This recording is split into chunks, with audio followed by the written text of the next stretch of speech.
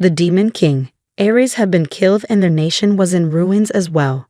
As a result, the remaining demons perished beneath the artificial sun.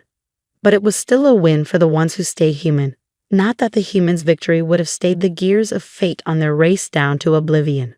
The chief noticed a young boy explaining to other officers about the houses, and after investigations, he went there only for us.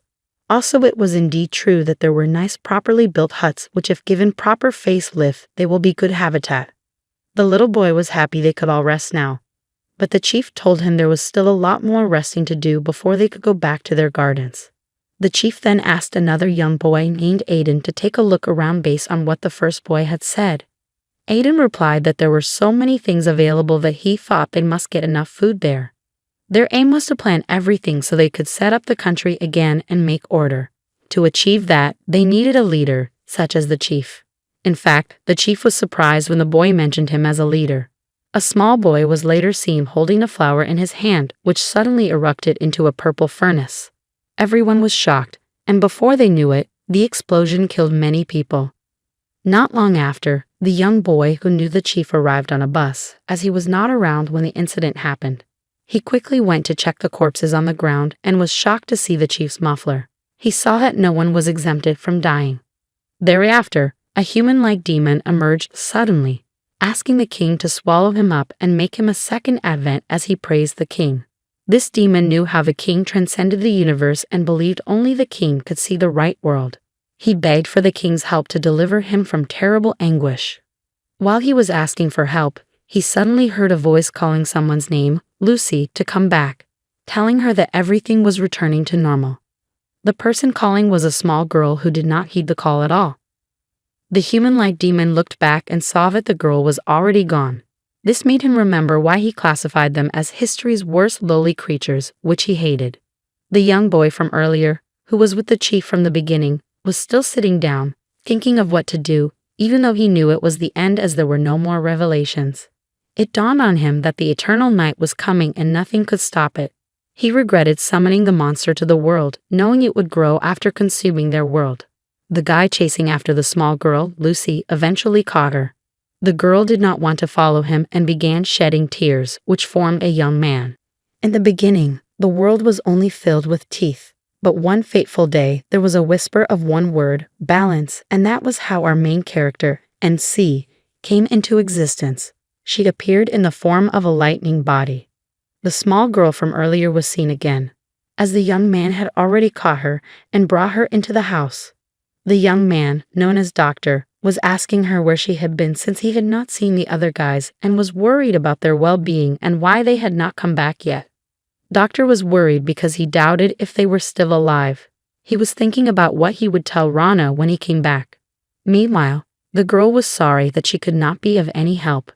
Even though she was sober, she started crying because she could not protect Professor Miana and Lucy, whom the doctor was looking for.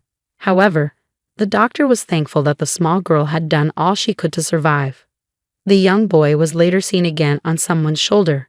He did not know what was wrong with him and thought he was dead until the man dropped him off his shoulder, and he realized he was still alive. However, he then realized that the man actually wanted to burn him to death by dropping him under sunlight. The boy held the man's leg to prevent him from leaving. The man calmed him down, saying he could not die yet, as he had twisted the young boy's space a little with his own power. The man then asked him when was the last time he saw sunlight, knowing that there are memories in sunlight. The boy asked the man why he did something like that for him instead of killing him, remembering that they were enemies. However, the boy suspected that the man might be plotting something, so he told him to knock it off because he did not feel like dealing with the man and his associates. The boy made the man understand that nothing would happen if the man killed him right there. The man actually wanted to ask the boy for a favor, and if the boy did not reply, he still would not kill him. Although the man was not sure how well he could control the boy's space when they were far apart, he left. The boy felt like nothing would happen even if the man left him. Unfortunately for him, he was carried away by another man. He realized he had been duped. This new man told him that he would change demons back into humans by any means and let the boy know that it was not too late to take his life at that time. Thereafter, he was thrown into the midst of some young boys and girls lying on the floor. There, he saw a man whom he thought had died but noticed that blood was still flowing in him. The man in dark glasses who carried the boy away was seen driving recklessly on the road. But he stopped the car all of a sudden, as he noticed everywhere seemed dark, so he tried to observe the surroundings and detected that there was ash all over the ground. Then, the young guy from earlier who was asking a boy for a favor was seen again as he asked the man in dark glasses to follow him.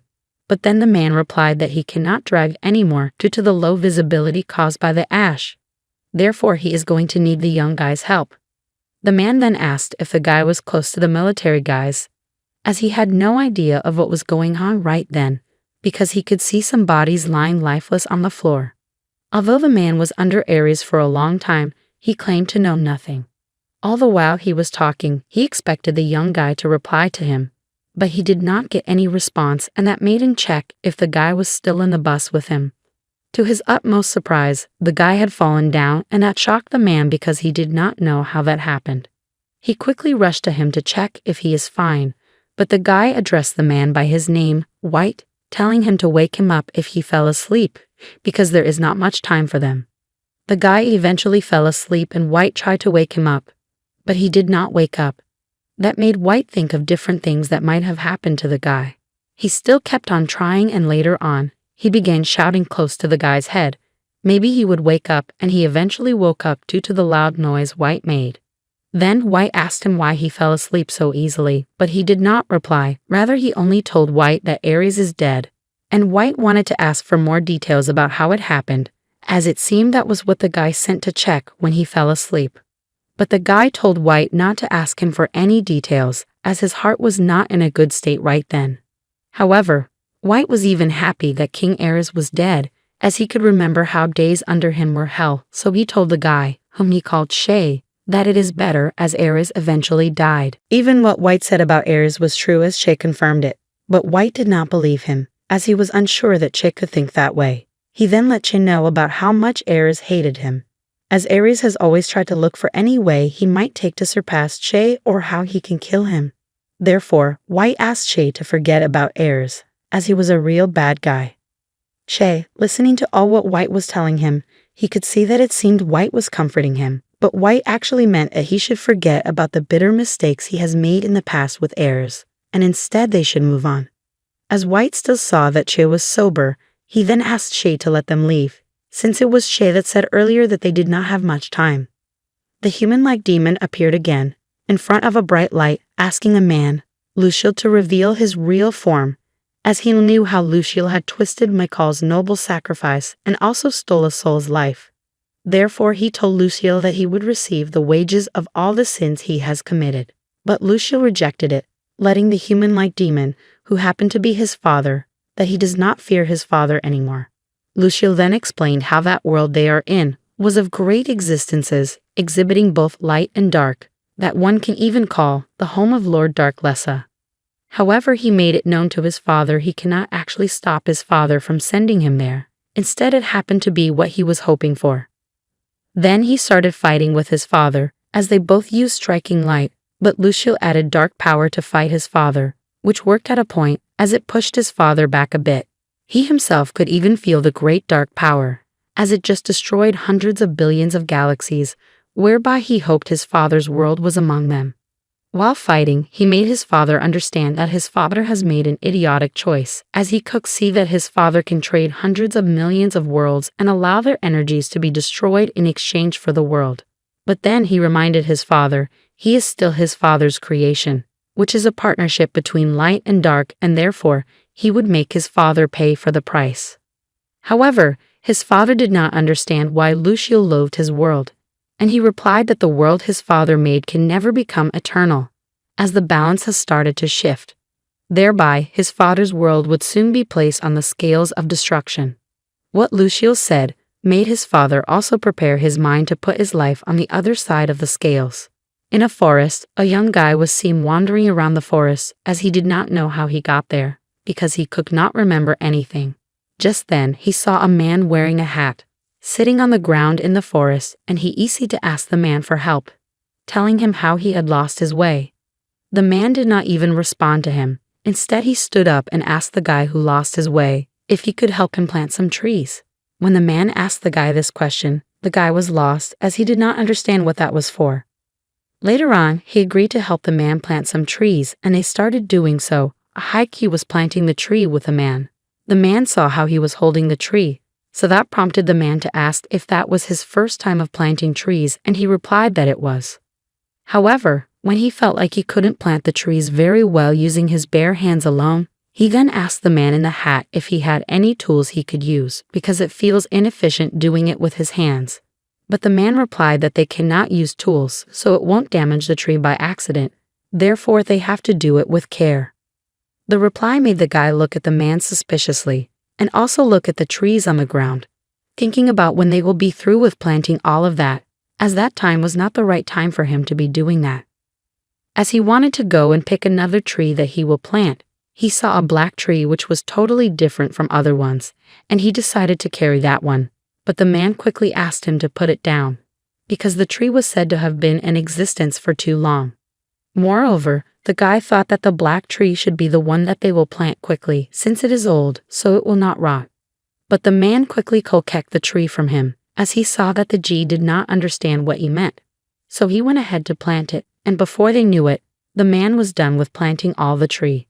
Thereafter, the man then asked the guy what help he can render to him, since he is done with his own work.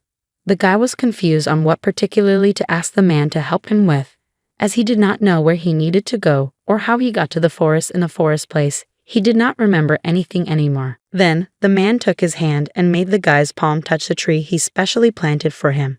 It was then that the guy could get the revelation of what happened to him earlier and how he got to the forest. After getting some revelation, the man saw that it seemed that the guy had lived some admirable life before, and he was shown the things that he had cultivated. Meanwhile, the guy actually wanted to know what really happened, but the man thought that he did not need to remember things of the long past again. Yet the guy did not listen to the man, and so he raised to find out. It was then that he saw that he was the one who killed his friend, and it seems that the friend also took revenge, but he wondered how he was reborn again, when he thought that was the end before. The guy felt shameful and regretted ever killing his friend, but the man calmed him down, making him remember how he has also saved countless people, even though he killed his friend. Therefore, the man let the guy know how much he trusted him, as he addressed him as his child. At this rate, the guy was shocked with all the comforting words coming out of the man's mouth, whom he did not know before. Later on, the guy eventually found himself in another place with a man, blindfolded. The guy was still blindfolded, trying to remember who the man might be in the past. Then he remembered seeing a frame of him and his family, whereas the man happened to be his father there. That was when the guy saw that his coming to the forest was even according to plan, but he really wanted to know which are the lies and which are the truth. Then he asked his father about their family, which was left in the dark. He even felt sad for his mother as well. However, the man told him that there were no lies at all, as he explained that in his father, Michael's heart, there was no lie in whatever he did. He told the guy how Michael, his father, had lived with his mother and even the guy more than the guy could ever imagine. The man then offered the guy a drink, as he saw that he was not in a good mood, so he told him to drink it for him to feel better. The guy collected the drink, but asked the man what the drink was meant for before he would drink it, so the man replied that the drink was just like their version of fun. Since the guy was still blindfolded, he could not see the content of the drink, so he decided to drink it, but on taking the first gulp, he threw the bottle away, as he did not even feel any better. He got away and talked rashly at the man. Meanwhile, the guy's goal was to protect his family, both in his past life and his current life, and he wished to achieve that. The guy already hated Michael, his father, because as the man was talking about Michael, addressing him as his father, he quickly corrected the man not to call Michael his father anymore. But the man still continued, letting the guy know that how Michael left everything to him and still left him was too much for a human to endure actually. But when Ro was said to have manifested through the guy was greatly damaged, and therefore his soul was ripped into shreds, whereby, in the process of piecing him back together, various memories flowed into him, which caused him to behave somehow to it, as he remembered them. The guy eventually accepted that the memories of his past life are nothing to him, so he is now fine with it. Then he asked about Michael's whereabouts, as he was the one who puts him in that kind of state, and pretends to die so he can abandon him and his family. When the man saw that the guy already knew everything, he apologized and asked the guy for forgiveness because it was not a lie. Because he, Uriel, was the one who assisted Michael by killing Michael, as he can abandon his family. And that was how Michael went to sleep for eternity. White and Shay were later seen stuck driving the bus, as White could see that they were approaching the wall, whereby he knew that if they could just get past that gate, they might see the university. Just as he said, they approached the university, and Shay could see some people Kitschy tried calling if they answer him, but White, who did not even care, continued driving, and Shay tries to caution him so he won't go and kill those people with the bus. They eventually burst into military men who stopped them on their way. They asked the team to lower the car window down so they could see their faces. They also asked them where they were coming from. As the military man who walked up to their car was asking these questions, they were panicking, as Shay did not even know their faces before.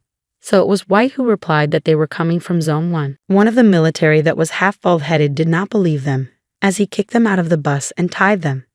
So the military man went to meet others, as he discussed a beat White and Shay with them, narrating how they had barely caught them sneaking in, as he could detect that one of the guys was a demon and the other seemed to be a Zone 1 slave, which confused the military man on how the Zone 1 slave was okay in the sunlight.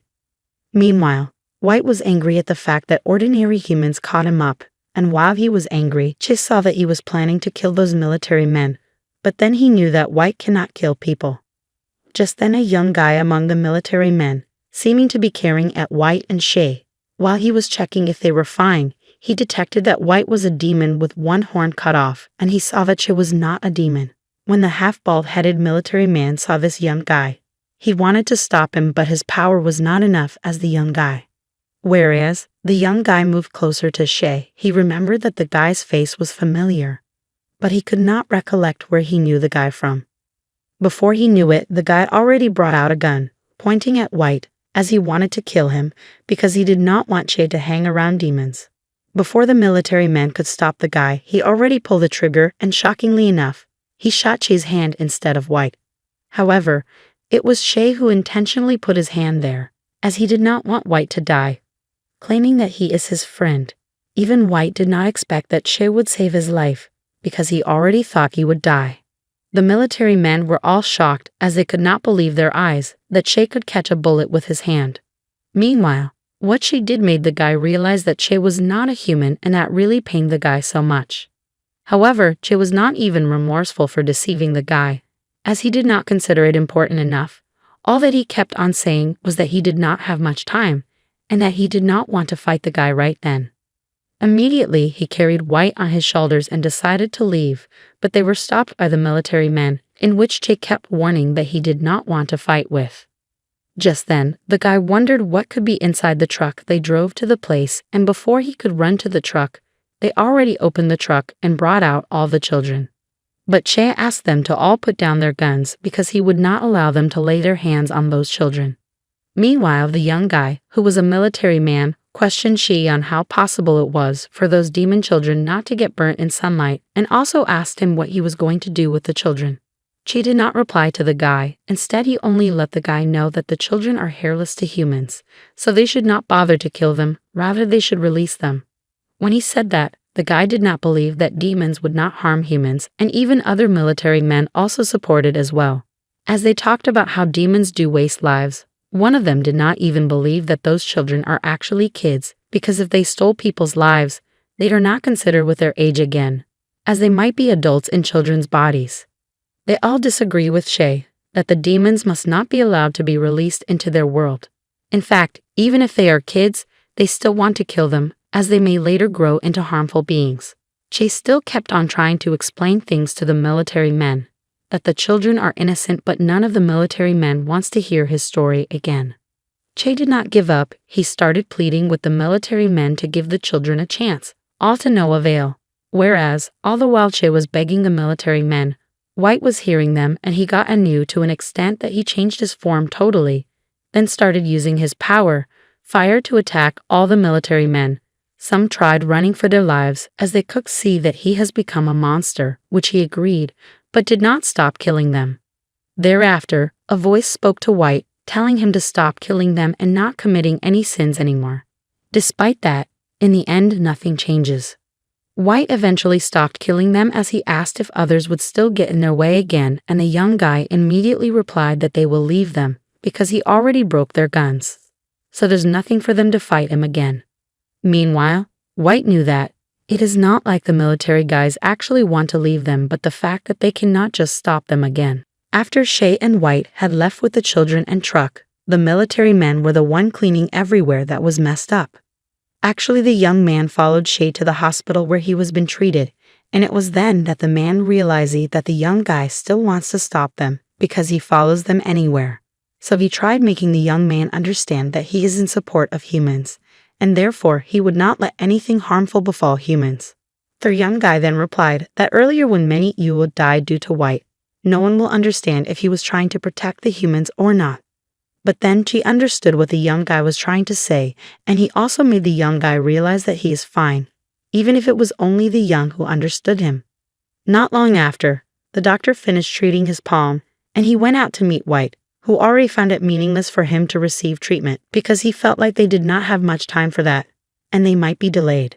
But since he already received the treatment, he then asked Shay to let them go. However, White brought up a discussion about Shay, as he has been noticing the fact that wherever they go, everyone lives White, which is because he is kind to everyone unlike him.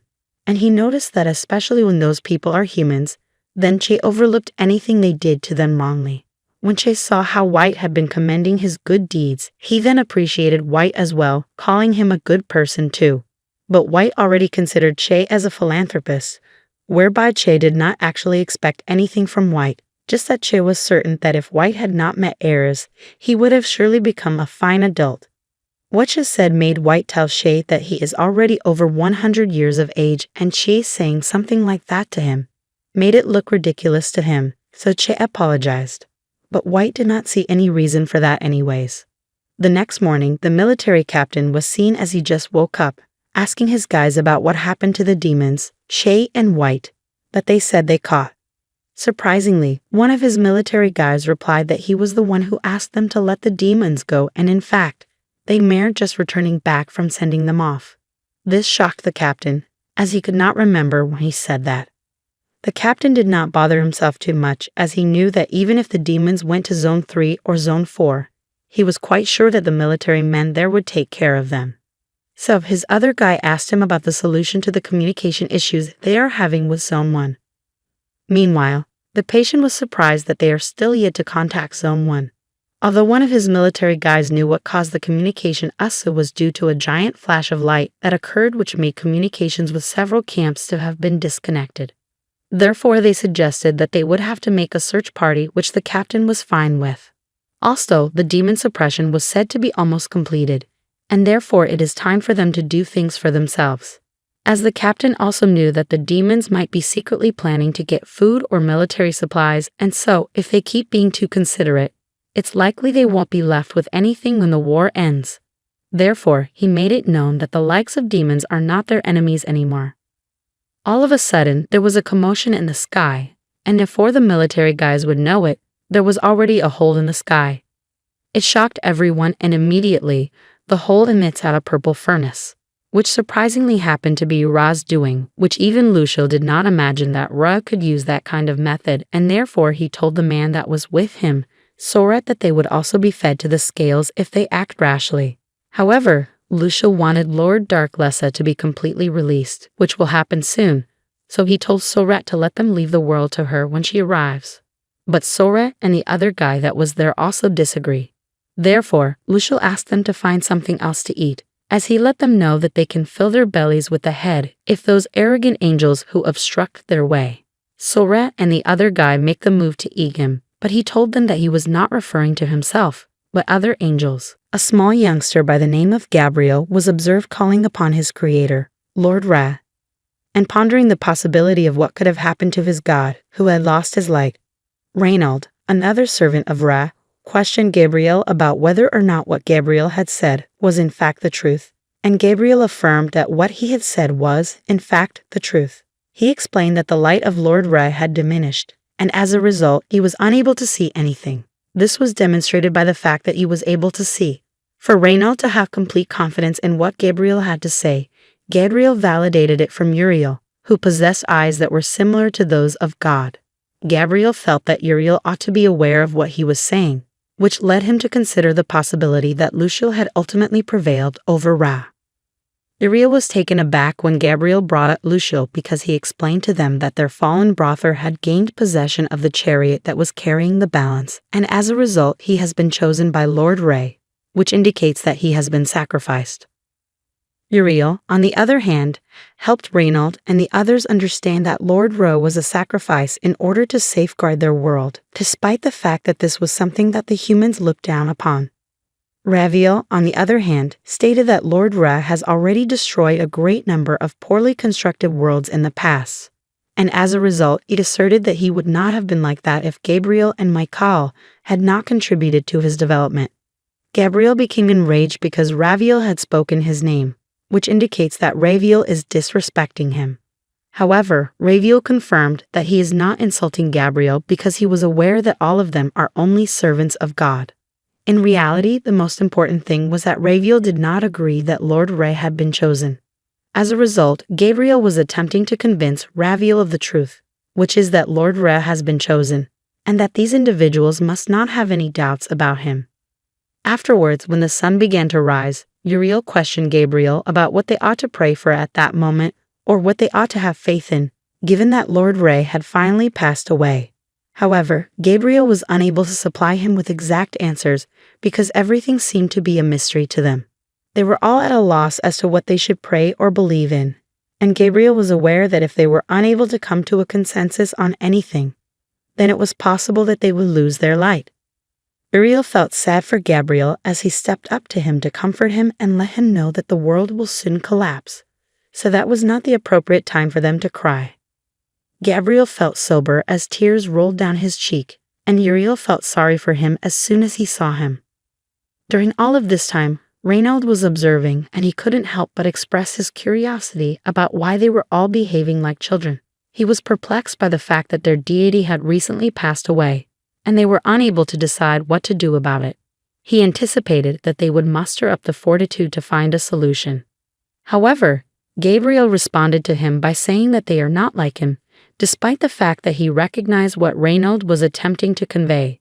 It is just that the most important thing there was that there were merely servants who obeyed Lord Ra's command, and it appears to be nonsensical for them to rapidly adjust to what took place. However, Reinald remained steadfast in his assertion that he cannot simply allow everything to come to a stop at that point. Therefore, he parted ways with them and went to a location where he was by himself.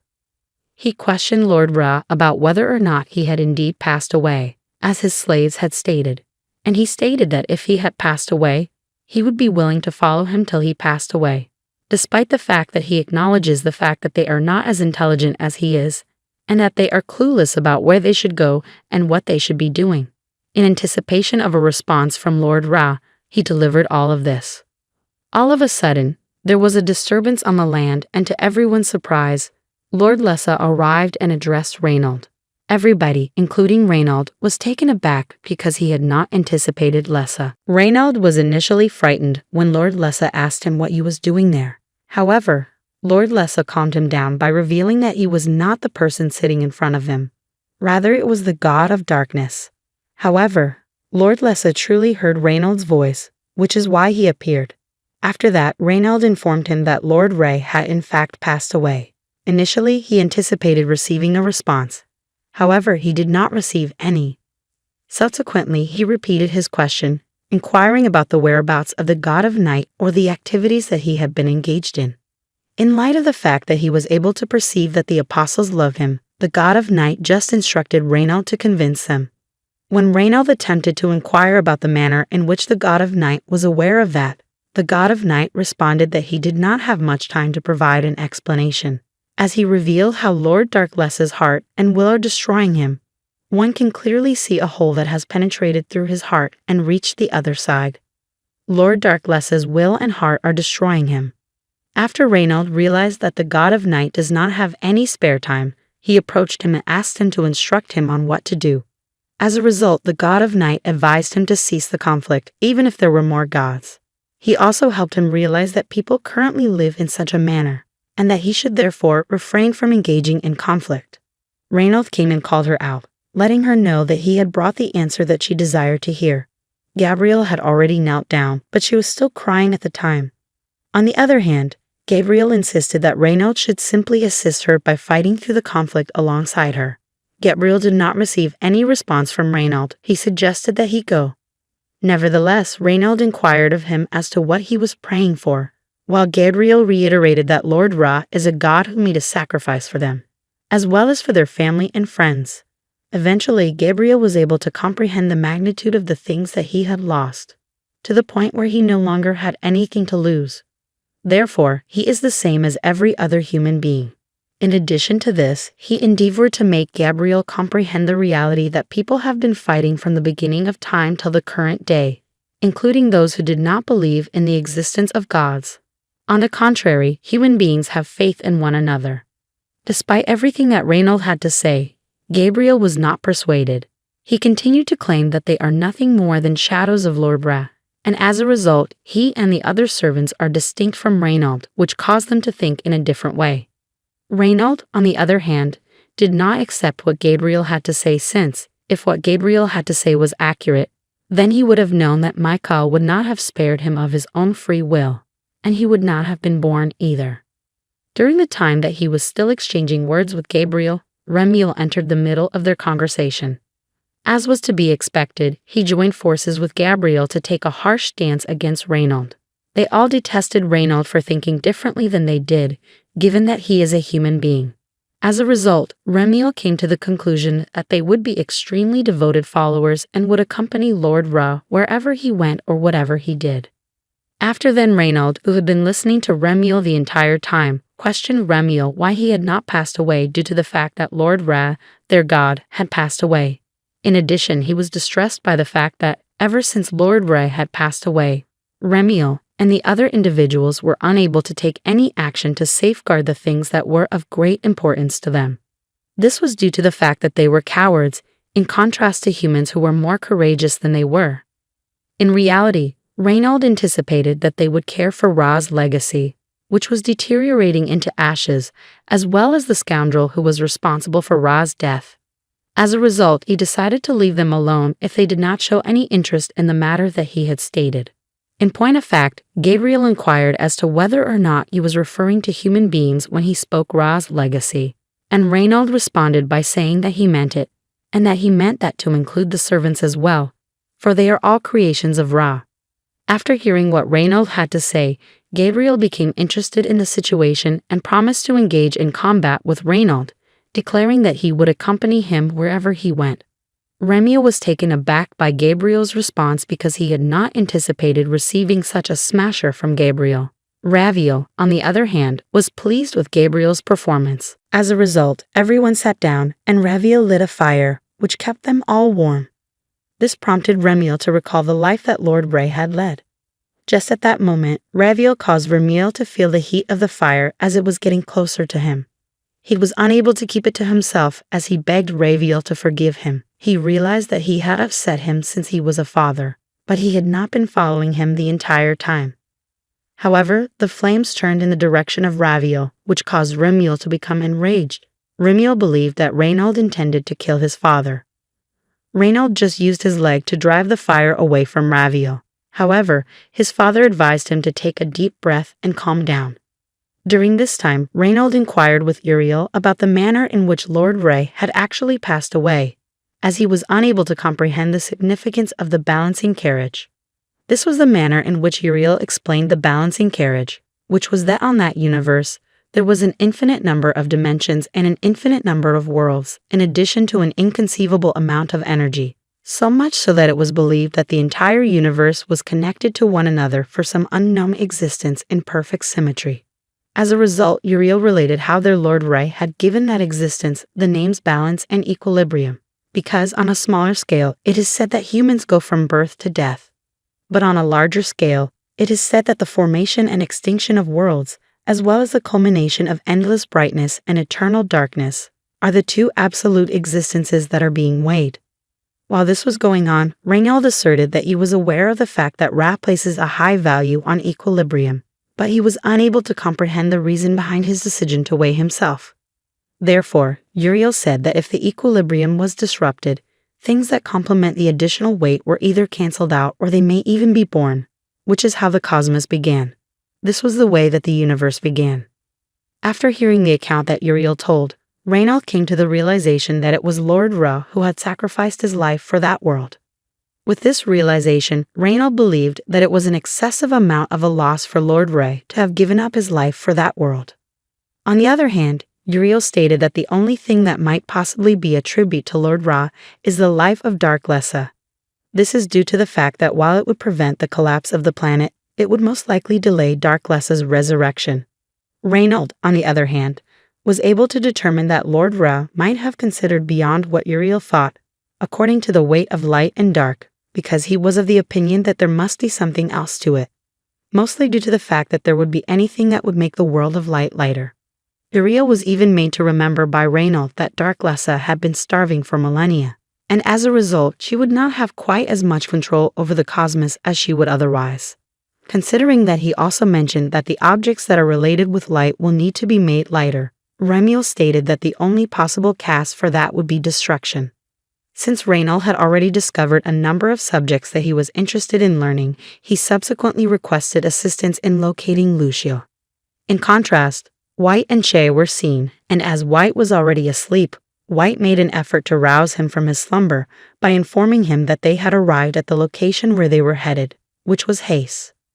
On the other hand, White was curious about what Che intended to do with a facility such as Hace, which was identified as a college where the most intelligent children from Hexagon Island attended.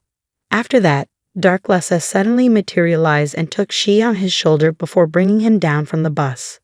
White, who was unfamiliar with him, attempted to chase after him, but he was unable to catch up with him during his pursuit. In light of this, Dark Lessa and She make their way towards the building as they come across a young man whom they have dubbed Curly and who is dying from his hair. During the time that he kicked Curly, Che was still supported by his shoulder. Che inquired as to whether or not Curly still remembered him, but Curly said that he was unaware of who Che was. Exactly at that moment, Che recalled that Curly is a pair of redheads, which gave him the assurance that they have arrived at the appropriate location. As soon as Lessa discovered that Che knew him, he was taken aback and inquired about the manner in which Che was acquainted with Curly. Later, Che was discovered in the hospital with Curly and White. The nurse had believed that Che had passed away, so they questioned Curly about what he had done to Che. However, Curly responded that he had not done anything to Che.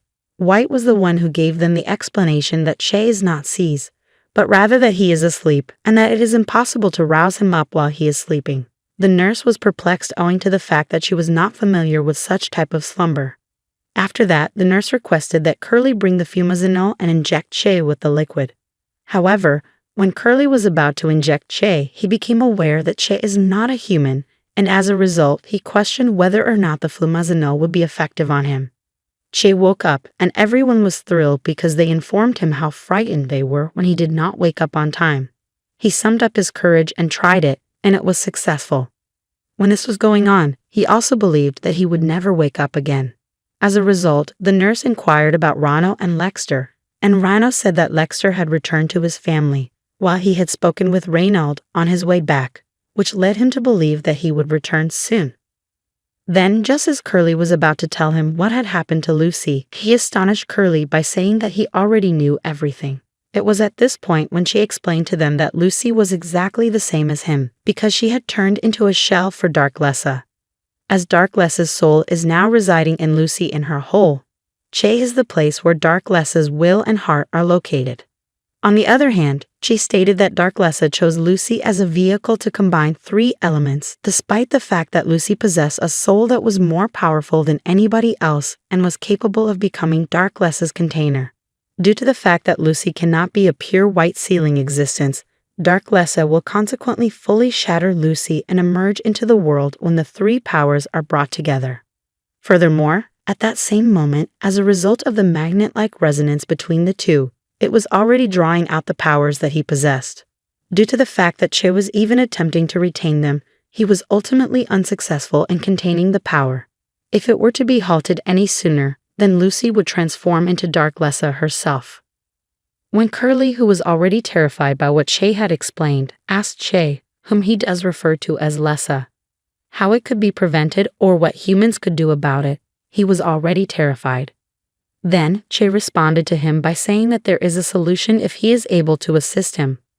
Consequently, he exited the medical facility and approached the truck, and as he opened the truck, he displayed the demon children that were present in the truck. He responded that he merely made the children go asleep because he wanted his sins to be purged, which would need him to go back to the beginning, which is exactly what he is doing. They were left in a state of shock, and the nurse was curious about what Che had done. Che requested that Curly, who was actually a physician, reverse the transformation of the demon children into human beings. Fear engulfed Curly from head to toe, and he was completely taken aback.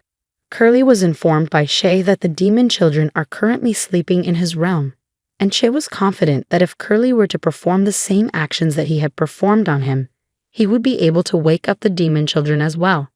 To be more specific, if the children of the demons were to awaken, they would not be able to enjoy his protection because he is unable to manage such a large number of individual locations. As a result, he told Curly to exercise caution in order to prevent the demon children from being exposed to sunlight and therefore preventing them from becoming burned. Curly did not have faith in himself, so he inquired of Che whether or not he was capable of actually accomplishing the task. Curly was informed by Che that he had faith in him since he shared with him the information that he had learnt from Lexter regarding the things that humans are capable of doing that even the gods are unable to perform. The nurse and Curly were observed in the laboratory, where Curly was in the process of combining a number of different substances. In the meantime, the nurse had already given up, believing that it was impossible to achieve the goal because they were not gods, and it had been a considerable amount of time, approximately 2 years, since they had begun their antics. Curly, on the other hand, stated that it had been 5 years since they had become aware of such a thing. Yet, he had attempted to do so because he did not want to admit with his own voice that it is impossible. In addition, the nurse was a demon, and Curly was aware that if they were successful in finding a solution, then she would also be able to transform into a human. This is because she cannot continue to live as a demon for the rest of her life. On the other hand, Curly was perplexed as to how she was able to open his eyes while taking a common anti-sedative medication such as flumazenol. The nurse, whose name was Miena, was not startled by this, as she had already placed her trust in Che. The only thing that surprised her was the fact that he was able to react to the drug, given that he was composed of red blood and his skin was soft. Due to the fact that she cannot stop thinking about how adorable Che is, Miena was actually having a crush on him. Taking into consideration what Miena had just spoken, Curly expressed his hope that the medications would be effective on the demon offspring. Miena further stated that if the drugs were successful, then the children would undoubtedly be more similar to humans than Che. Curly was perplexed because Che had stated that the youngsters were immobilized within his universe. He pondered whether or not Che had genuinely drugged himself. Then, all of a sudden, he had an epiphany and confirmed with Miena that the reason she prescribed flumazenol for Che's coma was because she determined that it was a problem with GABA, which is a neurotransmitter that is composed of amino acids. The response that Miena gave was that it is connected to it. She responded by saying that it was due to the fact that flumazenol was the neurotransmitter that was utilized the most in the central nervous systems of mammals. However, Curly questioned why she arrived at such a conclusion given that he is not even a human. Curly, however, was perplexed as to how Miena could be so naive as to believe that Che was not a mammal but rather a god, and not even a god but all life. He believed that Che was the source of all existence. This was something that Miena found to be interesting because she had not anticipated that he would speak about such a metaphysical topic, but she was aware of the fact that Curly has never been a fan of her approach, which gave the impression that he had undergone a significant transformation. Nevertheless, Curly stated that he did not commit the crime. Miena's intention was to reprimand him. In light of this, Miena inquired of him whether there was anything that they could accomplish using surgical techniques. In response, he stated that he had discovered the path and that it had already been stopped. However, They are currently searching for a method to restore the power.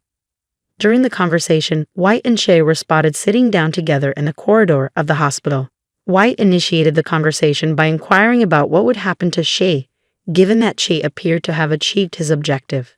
Che, on the other hand, stated that any time he sees White, he is continuously reminded of a particular someone, and that somebody is a young child who is pathetic.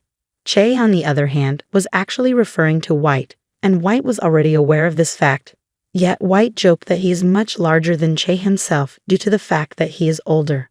In addition, Che did not reach the same conclusion, as he asserted that he was once quite large.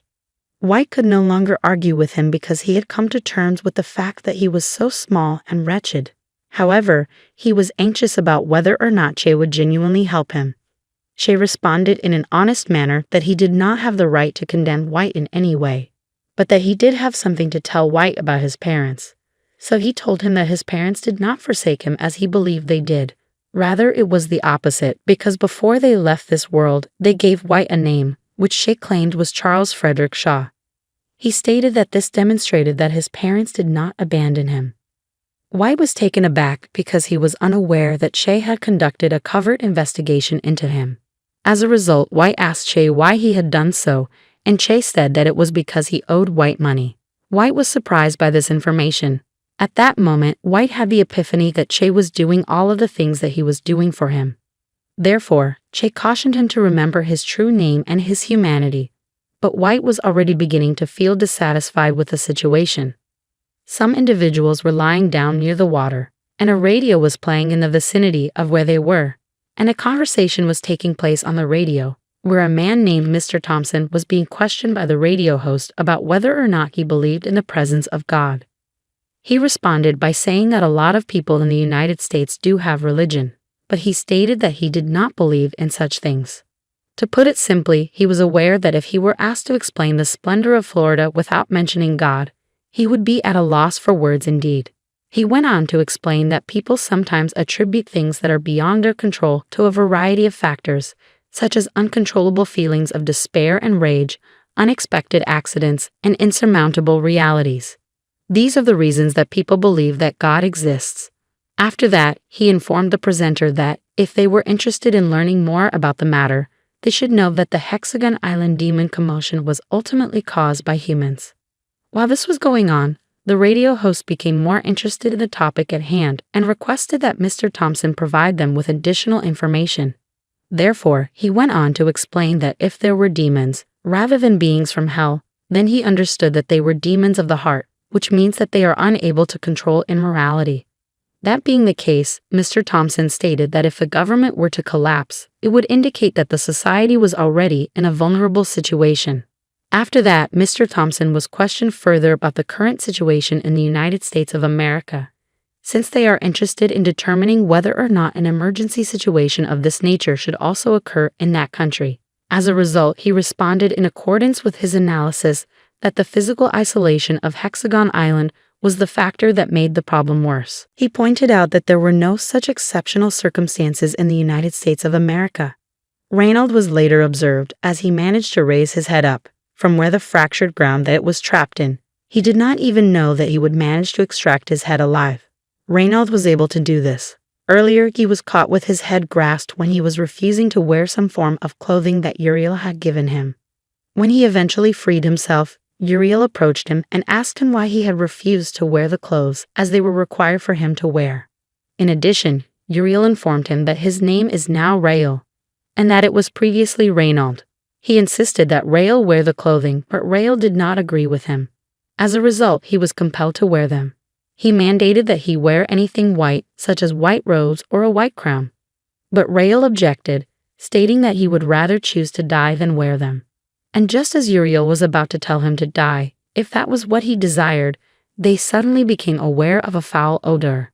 This caused Uriel to pause, stating that the origin of the odor is on the opposite side of the globe. He then proceeded to say that he would go and look for Luciel and the others, while also requesting that Rael hurry up as well, because they need to stop Luciel. When Reinald, also known as Rael, went to change his shirt, he noticed some red scars on his 2 shoulders. He wondered when all of that had happened to him, but he could not recall anything. Uriel left while Reynold, also known as Rael, went to change his shirt. Suddenly, he became aware of some words that were echoing, and he attempted to remove the cloth that was tied around his eye. Instantaneously, the fabric began to cause him pain. After that, he begins to consider the possibility that the marks he had on his body were the result of Ra's memories and afterimages, given that he did not have any more memories after the point of Ares. Since he was unable to open his left eye, he stepped outside and pondered about everything. He believed that flour was the culprit behind the marks that were drawn on him, and that it was also responsible for rendering one eye unusable. At that very time, he was aware that something was going to happen to his head because, for a little period, he had the sensation that he was able to look inside Ra's skull. He prayed that he would be able to see the person who had done all of that to him as soon as possible. While this was going on, Lucia was observed sitting by himself on the edge of a building and listening to solo music. Suddenly, Reynold had the sensation that something had struck him in the head, which caused him to believe that his brain was going to burst. Then, all of a sudden, a monster appeared in his imagination and asked him what he was seeking for. He responded that he was looking for memories pertaining to Lucia, but the monster told him to return at a later time. Upon regaining consciousness, he found himself perplexed at the events that were transpiring in his body, which led him to speculate that it might have been Ra's memories once more. After that, he moved a chair closer to him and sat down next to him, as he made the decision to return to the location as the voice had instructed him to do. In this way, he returned to his imagination, and he recalled seeing a young kid who he had known in a previous life to be the youngest of Diane's siblings. He was referred to as Barry, because he recalled that Diane was going mad after losing Barry on that particular day. He pondered the possibility of what had occurred to Barry at that time. Despite the fact that he is unable to see, he was aware of the fact that they are unable to bulk up Lessa at this time. This is the reason why he thought Diane to be so ignorant. He knew that Lessa had not done anything to him that was harmful. Despite the fact that Reynold intended to apologize since he was aware that Diane's sister had a misunderstanding of the situation, he has come to the realization that Lessa was not the one who had done something like that. Rather, what had occurred in the past was in Lessa's control. As was to be expected, Lucia was the one who abducted the young kid. He had made a promise to Barry that he would remove him from the darkness so that he would no longer be unable to see with his eyes. On the other hand, the young man inquired about Lucia's identity despite the fact that he had previously gone to meet him. In addition, Lucia revealed to him that he is an angel who is eager to assist him. He also stated that he would present Barry with a gift in recognition of the fact that he had survived a life filled with misery. As a result, the presents consist of 2 eyes that are like gems and will make Barry no longer be in the dark.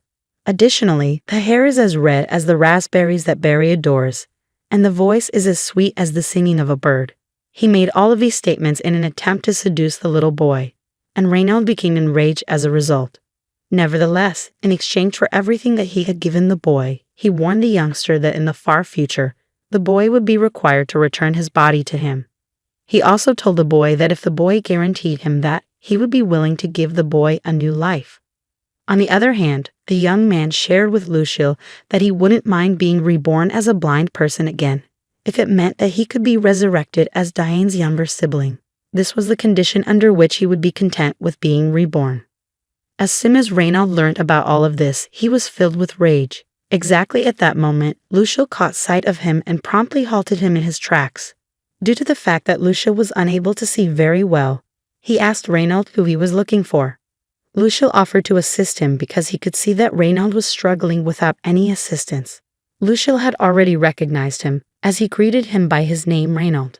He was able to observe that Reynold appeared to be the youngest of the apostles, so he allowed him to understand that he is not very cute. Due to the fact that they were outside, the rain started dropping all of a sudden, and it rained on them. When Reynold realized that Lucia was the one who was speaking to him, he started calling him a variety of names. Lucia asked him in jest why he was calling him those names despite the fact that he was trying to make Reynold understand that even the sky is a blessing to their meeting. The wrath that Reynold felt against Lucia was so obvious that he could not conceal it, and he did not even bother to respond to him. He only wanted to get ahead of him and began kicking him, and Lucia returned the beatings as well. However, to everyone's surprise, Reynald was able to give Luciel a kick that caused him to fall to the ground. Raymond was able to give Luciel the beating of his life by opening his mouth wide, grabbing his teeth with the jaw, and dragging him. This was the manner in which Luciel fell down, to the extent that Raymond was able to do so. After that, he smashed him on the shattered floor, which caused Luciel to fall into it and land on a different floor. However, he was still able to communicate with Reynald, and he informed him that when he had made his fist earlier, he had brought to his mind his older brother, of whom he was aware that Reynald was not even close to being on the same level as him. Luciel begged Reynald to stop asking about Lucy everywhere he went because he stated that Reynald's world would still be destroyed regardless of what he did. Reynald was not even interested in what he was asking, but rather he asked him what he had done to Lucy, his younger sister. As a result, he informed Reynald that the topic of his younger sister was not a significant one, stating that he had something more essential to share with him. However, Reynald did not even allow him to finish his sentence before he matched his face with his feet. Reynald made it clear to Luciel that his younger sister is so significant to him that he is willing to sacrifice his life for her. This is because Lucy was so essential to Reynald, and Luciel was aware that Reynald was capable of doing that because that is something that families do, but he found it to be the most revolting thing that could possibly happen. Because Luciel is able to attest to the fact that Reynald has trained so effectively while being a human, he was unable to conceal the fact that Reynald was extremely powerful. Because there is no difference between what he did to Lucy and what Lord Ra did to him, he informed Reynald that Lord Ra is a pervert. This is because there is no difference between the two. However, as he learned that Reynald is a dull individual, he realized that Reynald was unable to make effective use of the power that he had bestowed upon him. He even went so far as to tell him that his younger sister was not like him since he had been seeking someone with a soul that is like to Lessa's, who possesses a high capacity. In all honesty, Luciel anticipated that Reynald would have picked up some knowledge from Ra, as he explained to him that the reason he had a chance encounter with Lessa in his previous life was not because Reynald was exceptional, but rather because he had chosen Barry. Since Raybald had stated that he would give his life for the child, he now requested that Reynald pass away so that he might comprehend how insignificant he is in that universe. The only thing that Reynald was able to glean from what Luciel had to say was that Luciel had been playing with Shear's life at the beginning of things. This caused Reynald to hit Luciel once again, as he had even wanted to murder Luciel. Reynald then used some lightning magic, such as fire, on Luciel, which caused him to draw away from him. And that was how they began to engage in a fierce battle, to the point that Luciel called his purple abilities. Luciel was unable to comprehend that Lord Ra was not very skilled in the creation of monsters, so he also asserted that he is accustomed to dealing with animals. Because of this, he made the decision to punish Reynald. After that, Luciel gave the instruction to the red sword that was with him to plant roots, which is a metaphor for the seed of the emptiness. And all of a sudden, the blade began to transform into a spirit with a great deal of force, breaking into small red signals.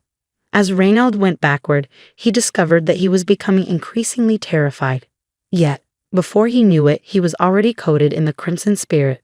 Luciel was content with the situation because he was aware that the flowers that flourished in the emptiness were not of this world.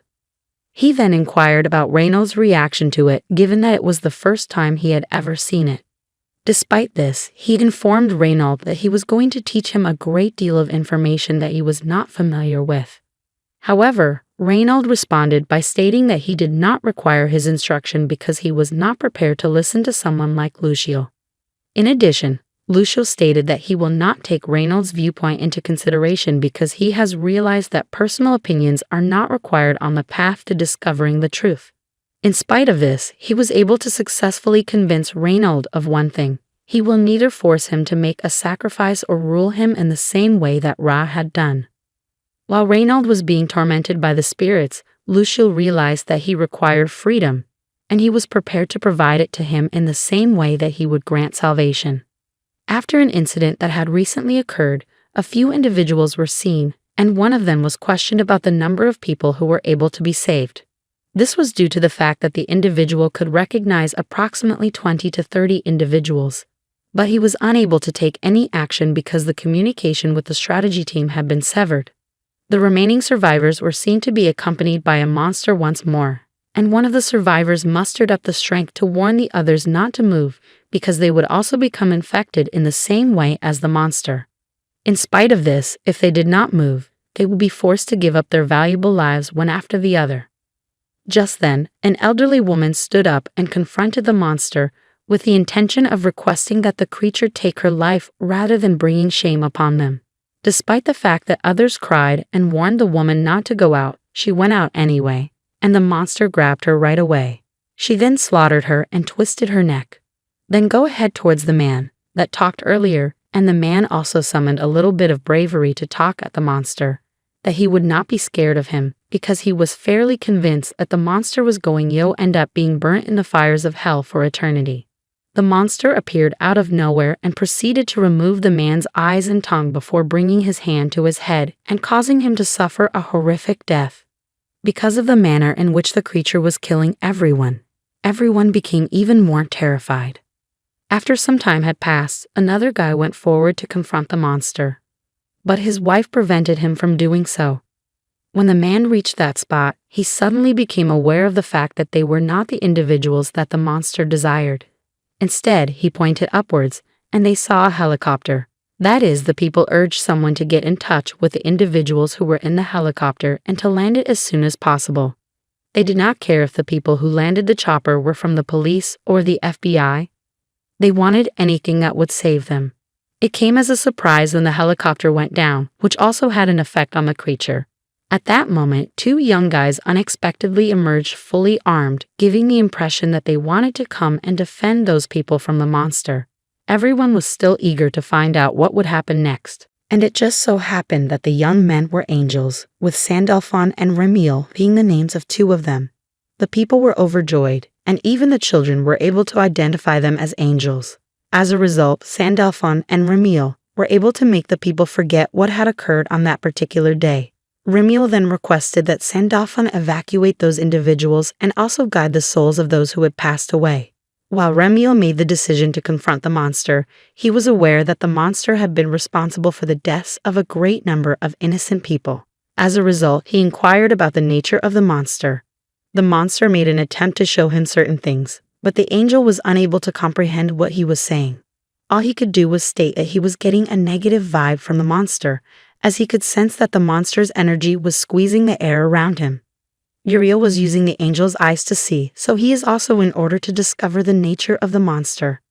Therefore, he asked Uriel to determine what kind of creature the monster is, and Uriel asked to assist him with knowing what kind of creature it is. After spending some time analyzing the creature, Uriel discovered that there are no records of a life similar to that of the monster since Lord Ray created the planet. This is the case regardless of the methods that he used to hunt for the monster's identity. Despite the fact that Remiel believed that Uriel's spear would preserve every memory of the cosmos, he continued to wonder what the monster could possibly be. He was under the impression that he would be able to determine what the creature appeared to be. However, what was important to Remiel was the fact that the monster was a malevolent creature that needed to be eradicated.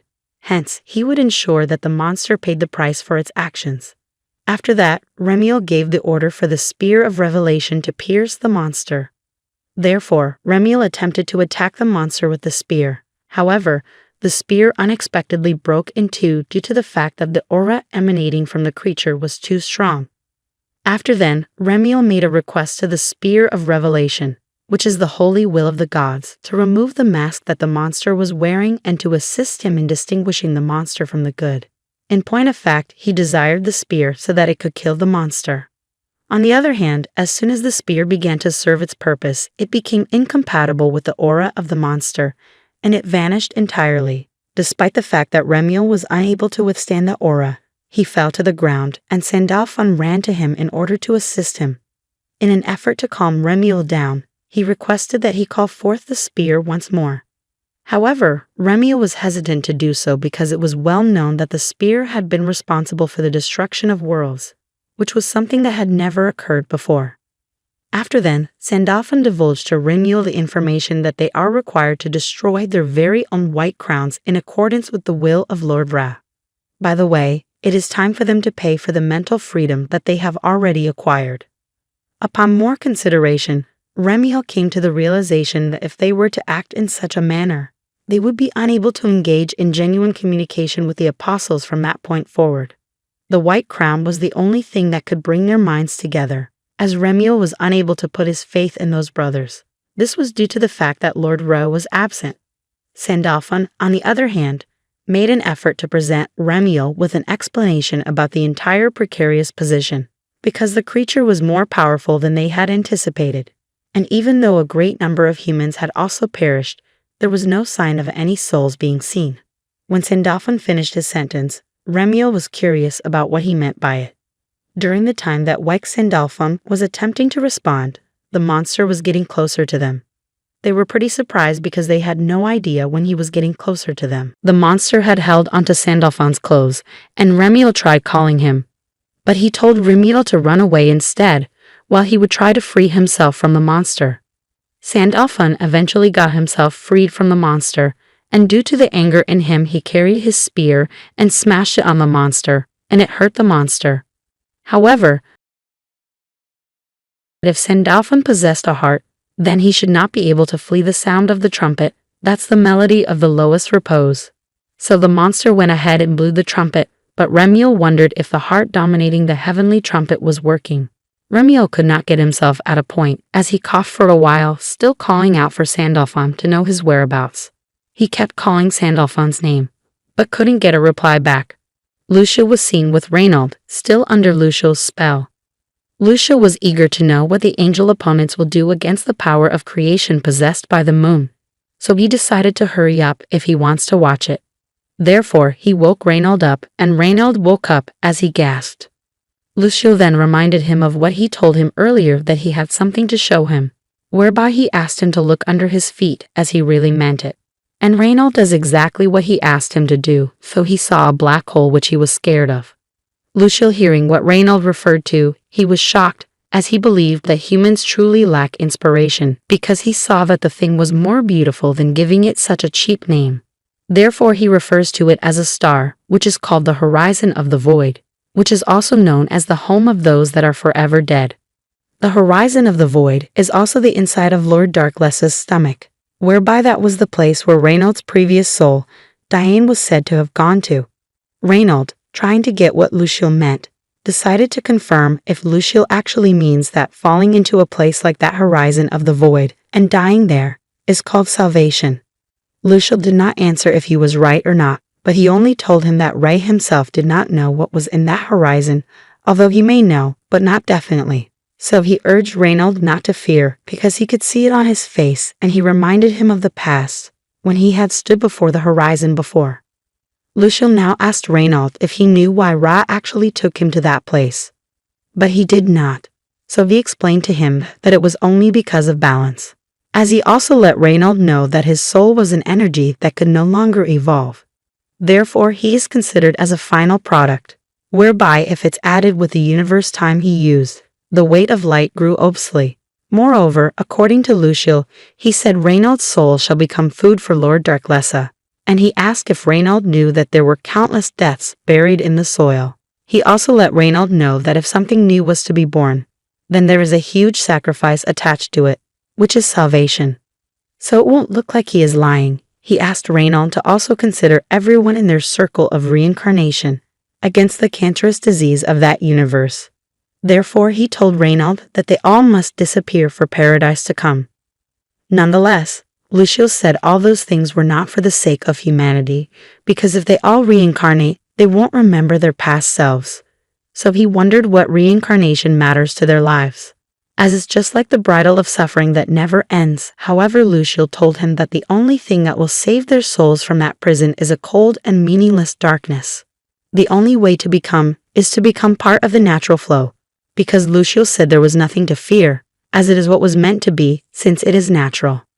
Lucio later asked Reynald to look under his feet and check the holes, whereby he was told that his blossoming was planted in the emptiness of a tens of billions of deaths, and it was said to have been happening before, since the king could never obtain eternity. Therefore, whenever a flower has blossomed, Reynald would witness its withering, as the process is called creation. Reynald was still angry at Lucio, as he still blamed Lucio at the end of it, condemning him for the situation at which the world was in, because he felt like the world would have been better than that if not for Lucio. Lucio was just angry back at him, as he already knew that his behavior was due to human limitations, because he could see that Reinald did not think about the future, but was only concerned about the present. So Lucio promised that he was going to save the infinite future. Finally, Lucio told Reinald that if there was endless birth in the works, then there would be endless death, just like flowing water, and who can turn all that into a possibility is Lord Dark Lessa, in which Lucio also promised to make the world a perfect balance through her as well. Remiel was still seen where he was looking for Sandalphon, and was hearing a sound which he did not know where it was coming from, and did not also know what was going on. So he decided to communicate on the screen with Uriel, asking if Uriel could see the kind of situation he was in, and Uriel replied that he could. But he also let Uriel know that he could not communicate with Sandalphon. So Uriel advised him to return to the heavens immediately, as that place he was in is very dangerous. Actually, Remiel did not want to leave, as he was worried about Sandalphon, so he asked if Uriel had contacted other brethren, which he replied that he had done. Then Uriel let Remiel know that Gabriel and Mitt are doing their own jobs respectively in far locations. Remiel sounded somehow surprised because he did not know about that information before. So Remiel had to explain to him that Gabriel went to search for someone, while Mitt was at a historic site. Remiel was concerned when he heard that, and he questioned Uriel on why Mitt went there, but Uriel could not give a response. Remiel then quickly left the place he was, and disappeared to go and meet Uriel, because he didn't know why everyone went separate just like Gabriel and Mitt, when they all planned that they would all look for Lucio.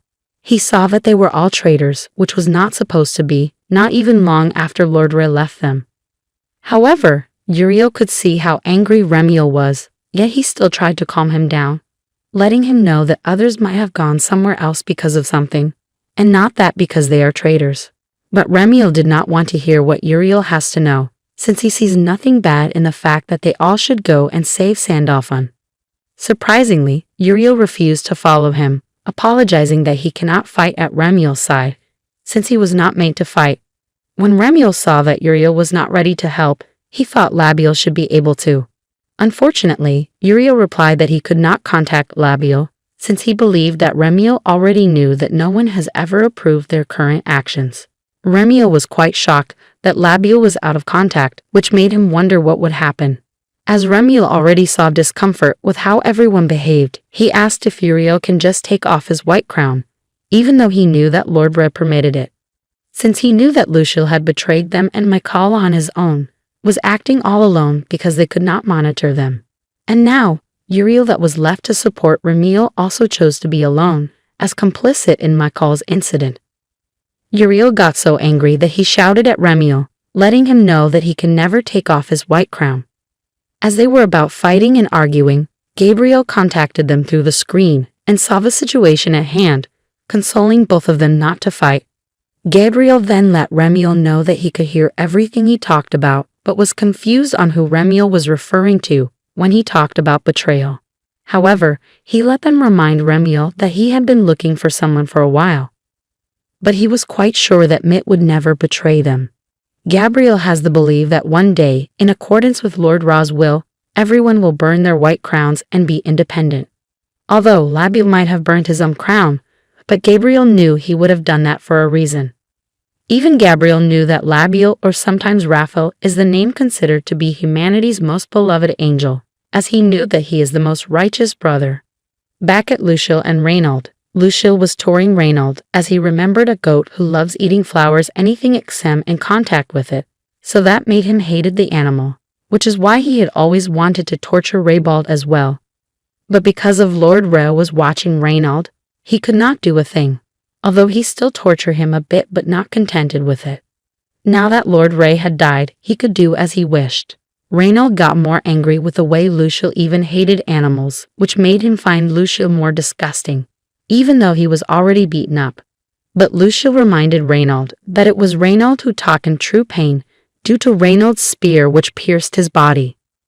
Reinald told Lucio not to compare themselves together, as he knew that Lucio was just a piece of trash who understands nothing about humans, not to talk of what friends and families means, which is why he is cruel. But Luciel explained to Reynald that it was because of Lord Dark Lessa that Reynald could believe in Lord Ra. If not for that, Lord Ra is just like a single goat to him. While they were still talking, Soreth came just in time, and he introduced Reynald to Soreth as someone that Dorath would kill. Then he let Reynald know that it is time for him to go, as Soreth would be his guide. Reynald, knowing well that Soreth came to kill him, wondered why on earth Luciel would refer Soreth to as his guide. So Luciel explained to him that he meant Soreth would guide him to the horizon of the void. And before Reynald would know it, Soreth already moved closer to him, opening his mouth wide to consume Reynald. Just when Soreth was about killing Reynald, Rabiel, whom Luciel Due addressed as Labiel, came in for him, whom Reynald himself did not know, as Labiel turned his back at him, telling Reynald to move back, so he can fight with Soreth. But Labiel moved closer to Luciel, as it seemed that he had business with him. He let Luciel know that he heard that he was a traitor, which made him think that Luciel had made new friends for him to do that. Luciel then called out Labiel's name. That was when Reynald could get that it was Labiel. Immediately he found out, he yelled at top of his voice, but Labiel was not interested in what he was saying, as he just told him that they would talk later. Labiel already removed his white crown before he got there, which Luciel also took notice of. He asked him why he removed it, but Labiel also let Luciel know that he cannot defeat him. Rather, he just dealt with Soreth and made sure he ended him. Then move on to Luciel, and since Luciel already sees that Labiel has dealt with his new friend, then he decides to deal with Labiel as well, as he summons the dog of the void to arise. Immediately Reynald saw that he was already scared, and Labiel saw that the dog of the void could hurt him, so he used his power to push Reynald back, and he fell. Reynald, feeling the pain, let Labiel know that he can die, with the way he landed on the floor, but Labiel told him not to bother, as he promised to treat him later, after he is done with Luciel. Thereafter, Labiel also awakened his own light's call, Titan of Lignum Vita. Thereby, 2 angels appeared, spears each. Then he commanded them to punish, so they moved on to deal with the dog. Luciel, observing the angels, could see that the 2 angels were holding a spear made with the water of life. He commended Labiel for that. And also Labiel asked about his own spear, that he also got from Lord Re, which was made with was of life. Although Labiel knew that Luciel has discarded Lord Ra's holy word, but he belittled the power Luciel had obtained afterwards. However, Luciel made him understand that even if he had not thrown away the holy word, the spear would attack Labiel, even though he is still of Lord Ra. But if he commanded it, he was sure that it would do against Labiel, because he said Labiel was the one of the eminent 3 most faithful. But he now showed him the dog he summoned earlier, which was a monster, just as the demon's dog called Aldebaran. Luciel referred to the dog as a human, and surprisingly, the dog changed its form into a lady. That shocked Labiel, but then he remembered the face to be one of the souls that Luciel had lost track of, that had never returned. So he now understood that those of the souls that Luciel was making use of, as he now gets Luciel's doings. Even Luciel could not argue, as he knew that Labiel was correct, so it was not the demons that he was making use of, as the demons cannot do such things. Yet Labiel still wondered who could have liked Luciel, so Luciel replied that it was the void, since Luciel can actually summon everything that is locked in the void, which is why he could summon the dog the other time.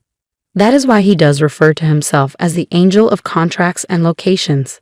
The interesting part was that Luciel's friends can open the path to the void, which makes everything work out fine for him.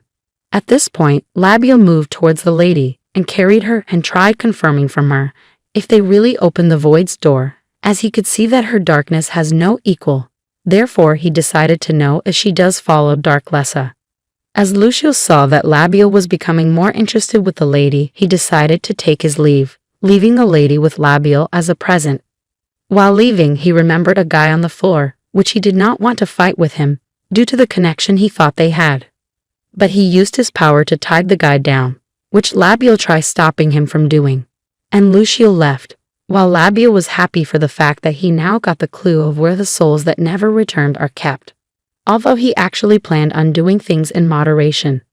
But he was thoroughly entangled in something else right then, which actually pained him. Since Reynald saw that he was done, he then asked what he came there to do. Later he remembered that he came to save him, but he asked him why he had decided to help him.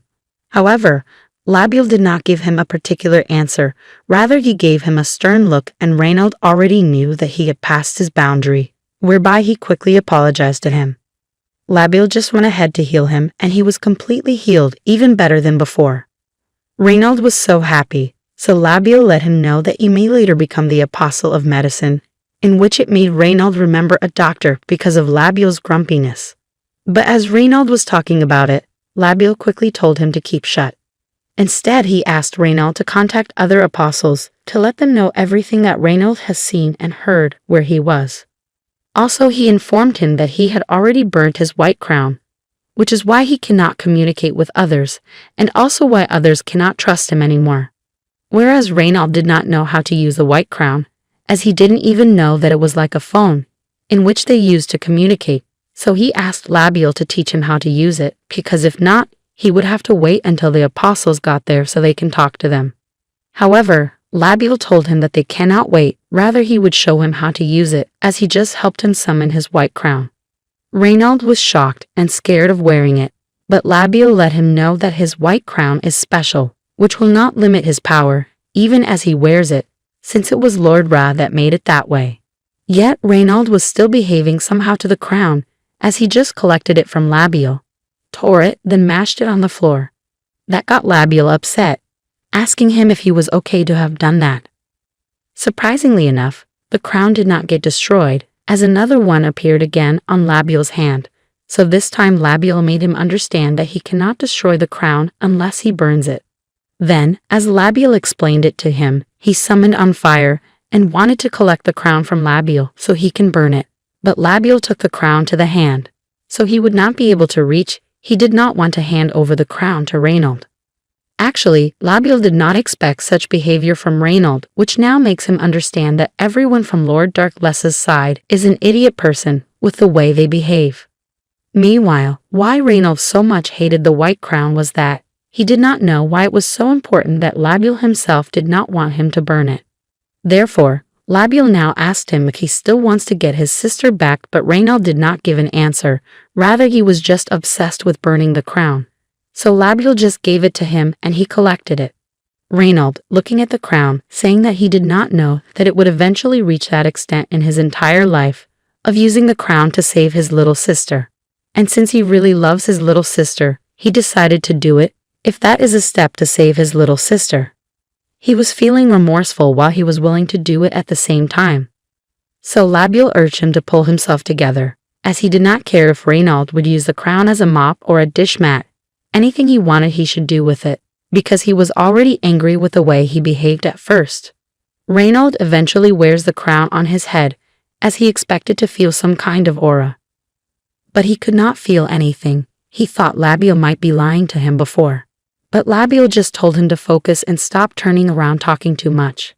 Therefore he calmed down, touching the crown, and tried to call with it, saying hello.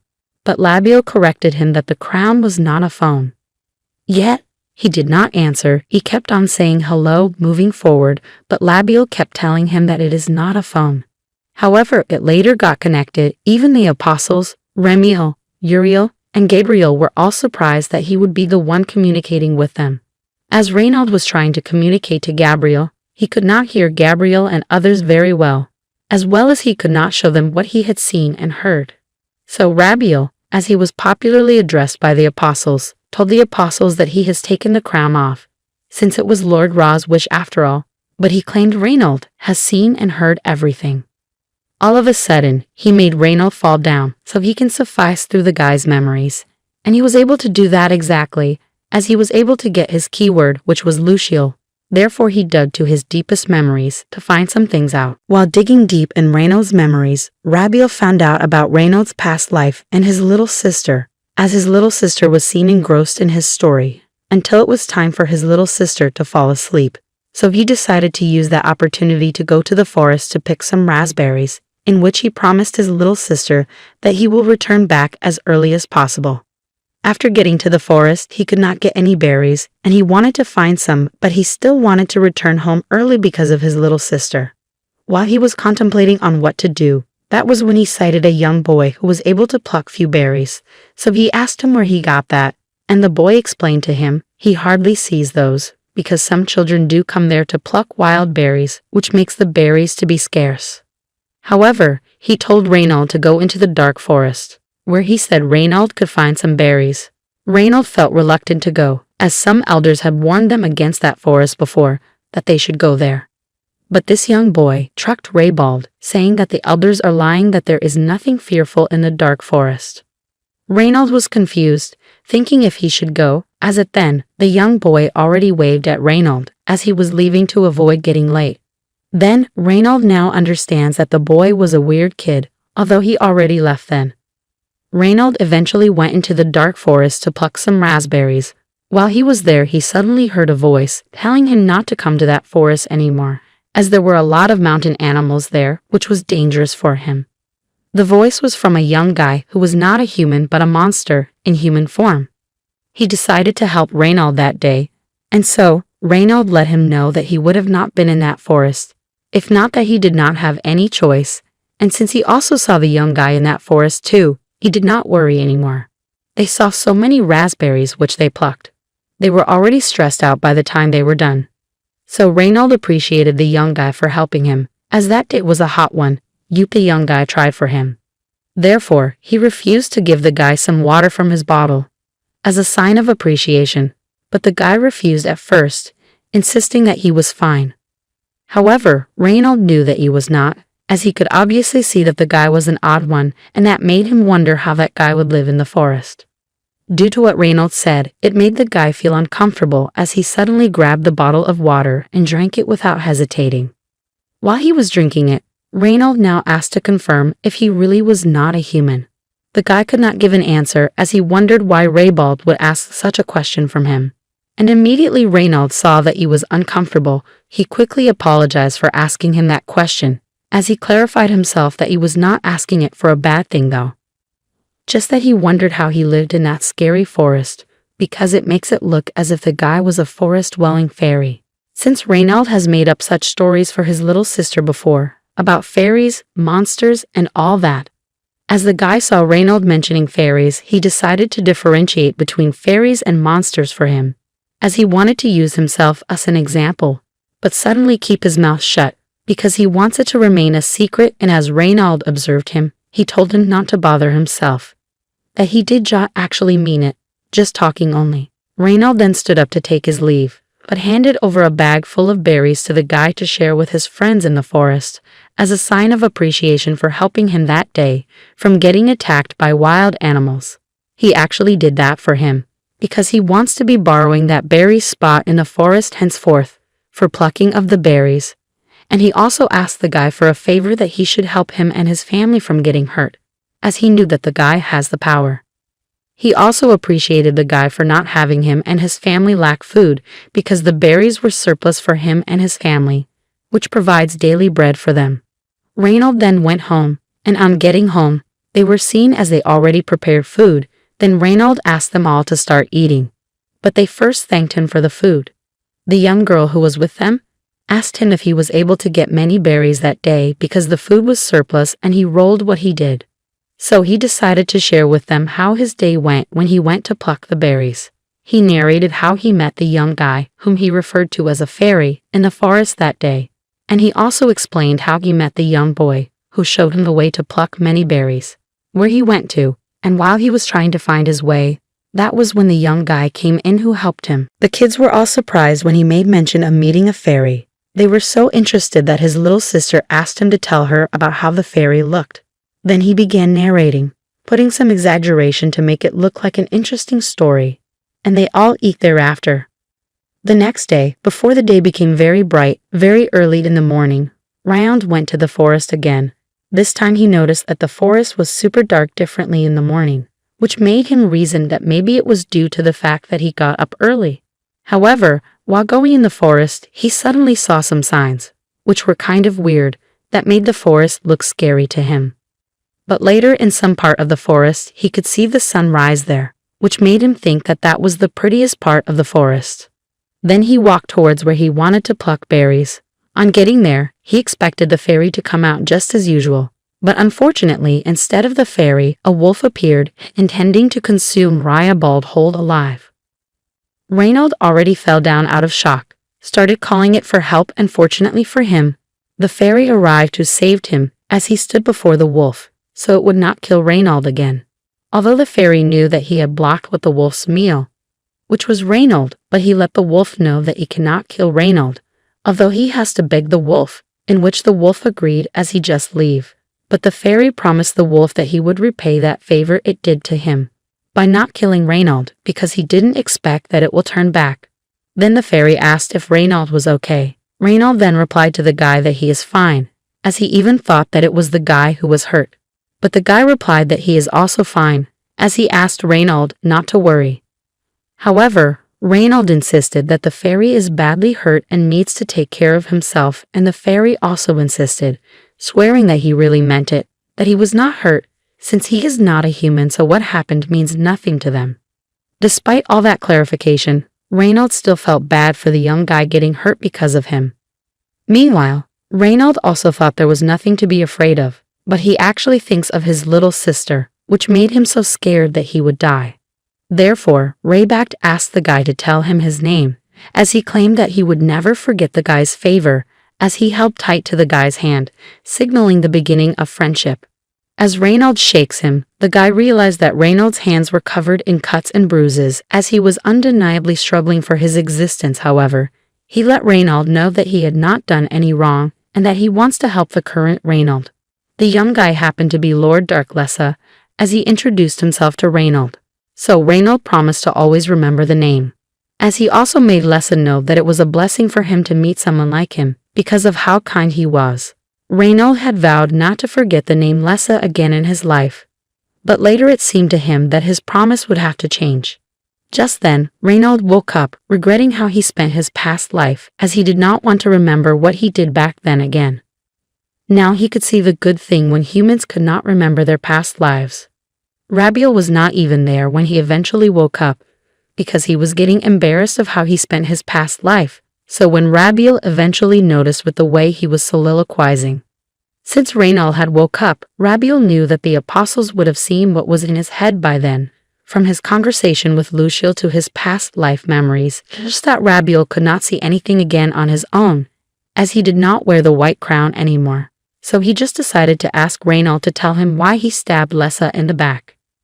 However, Reynald was somehow guilty of telling Rabiel, so he did not want to tell him. Instead, he only let him know that it was his problem that he had taken off the white crown.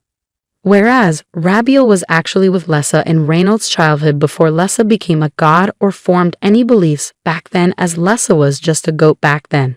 So he wondered why he got angry just because he asked him to explain something. Rabiel knew that there was no vessel purer than an animal, but Lessa was a special born. He was not only a pure vessel, but he was still overflowing with sheer virtue, which was a radiant virtue as white as snow, whereby Lessa in his goat form would sometimes tell Rabiel back then about his wrongdoings, which was so far from the cruelty committed by humans, and as Rabiel has always thought about it, he knew that Lessa was a good person who would not have made Reynald suffer anyway, so he was eager to know what triggered Reynald to do such. Reynald then explained that one day he invited Lessa to his home, and it was the day Lessa died, around afternoon. Actually, that day Reynald went out to get some groceries, and before he got back home, Lessa already got to his house. And on getting home, he met Lessa and some wolves. He wondered what could have happened. Then he remembered Lessa telling the wolf back then that day that he would do his favor of sparing Lessa's life. Therefore that day, Lessa let Reynald know that he had to repay the wolf's favor, so his little sister was torn into pieces by the wolves. He could not pull himself together when he was remembering those things, as he remembered Luciel's words, that he was able to meet Lessa both because of being speaking, but because Luciel chose Reynald's little sister, Barry. At this point, Rabiel already knew that it was Luciel's doing, that Reynald could not think straight again, because Luciel actually knows how to mess with humans' conscious. Of course, Reynald's past life, dying had no choice. Then Rabiel let Reynald know that he was not actually blaming, just that he was clarifying things. He wants to know how Lessa does behave to humans. But Rabiel knew that if Reynald was to explore Lord Lessa's goodwill for humanity, he wondered how Reynald would be different from Ares. Plus the fact that Reynald does not know whether Lessa knew the truth behind the incident from back then. So now Rabiel wants to know what Reynald was doing if he would fight by Lessa's side for Lessa to forgive him. However, Reynald replied that he was not going to do that, as he does not care if Lessa forgives him or not, but he wants to be sure if Rabiel wants to know what he wants from Lessa in particular. Therefore, what he wants from Lessa was that he wants Lessa to stop sacrificing himself for any deed, making it look like everything was Lessa's fault. Reynald does feel bad for that, to the extent that Reynald did not even care if Lessa took everything from him, he would still not hate him. At one point, Reynald began realizing how Lessa's stupid face later became expressionless, which made him make up his mind that if he can save the world, then he is ready to give Lessa life. With everything being said by Reynald, Rabiel could not object to any, because he seemed to be fine with them.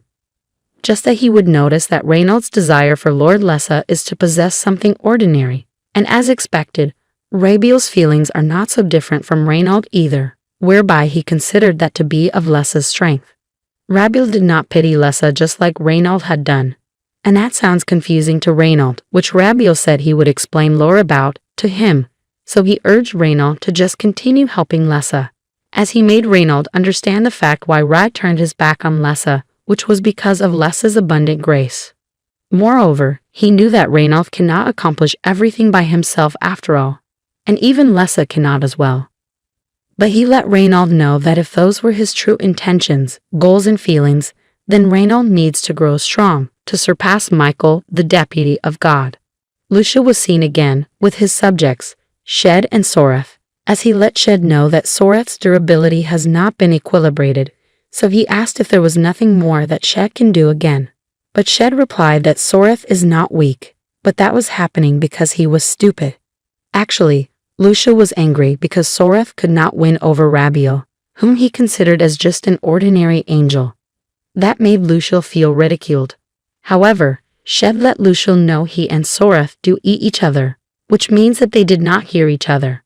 Lucia quickly told Shed not to talk about it again, as he let them know that if they did not act properly, then everything would be in vain. Therefore he told them to make sure they follow their deal accordingly. So he asked Shed to use his power to restore Soreth. Shockingly, instead of Shed restoring Soreth, he rather wants to kill Lucia, which Lucia quickly gets, as he wondered why Shed would want to do that. But he let Shed know that if he did that, he would rot in the void for the rest of his life.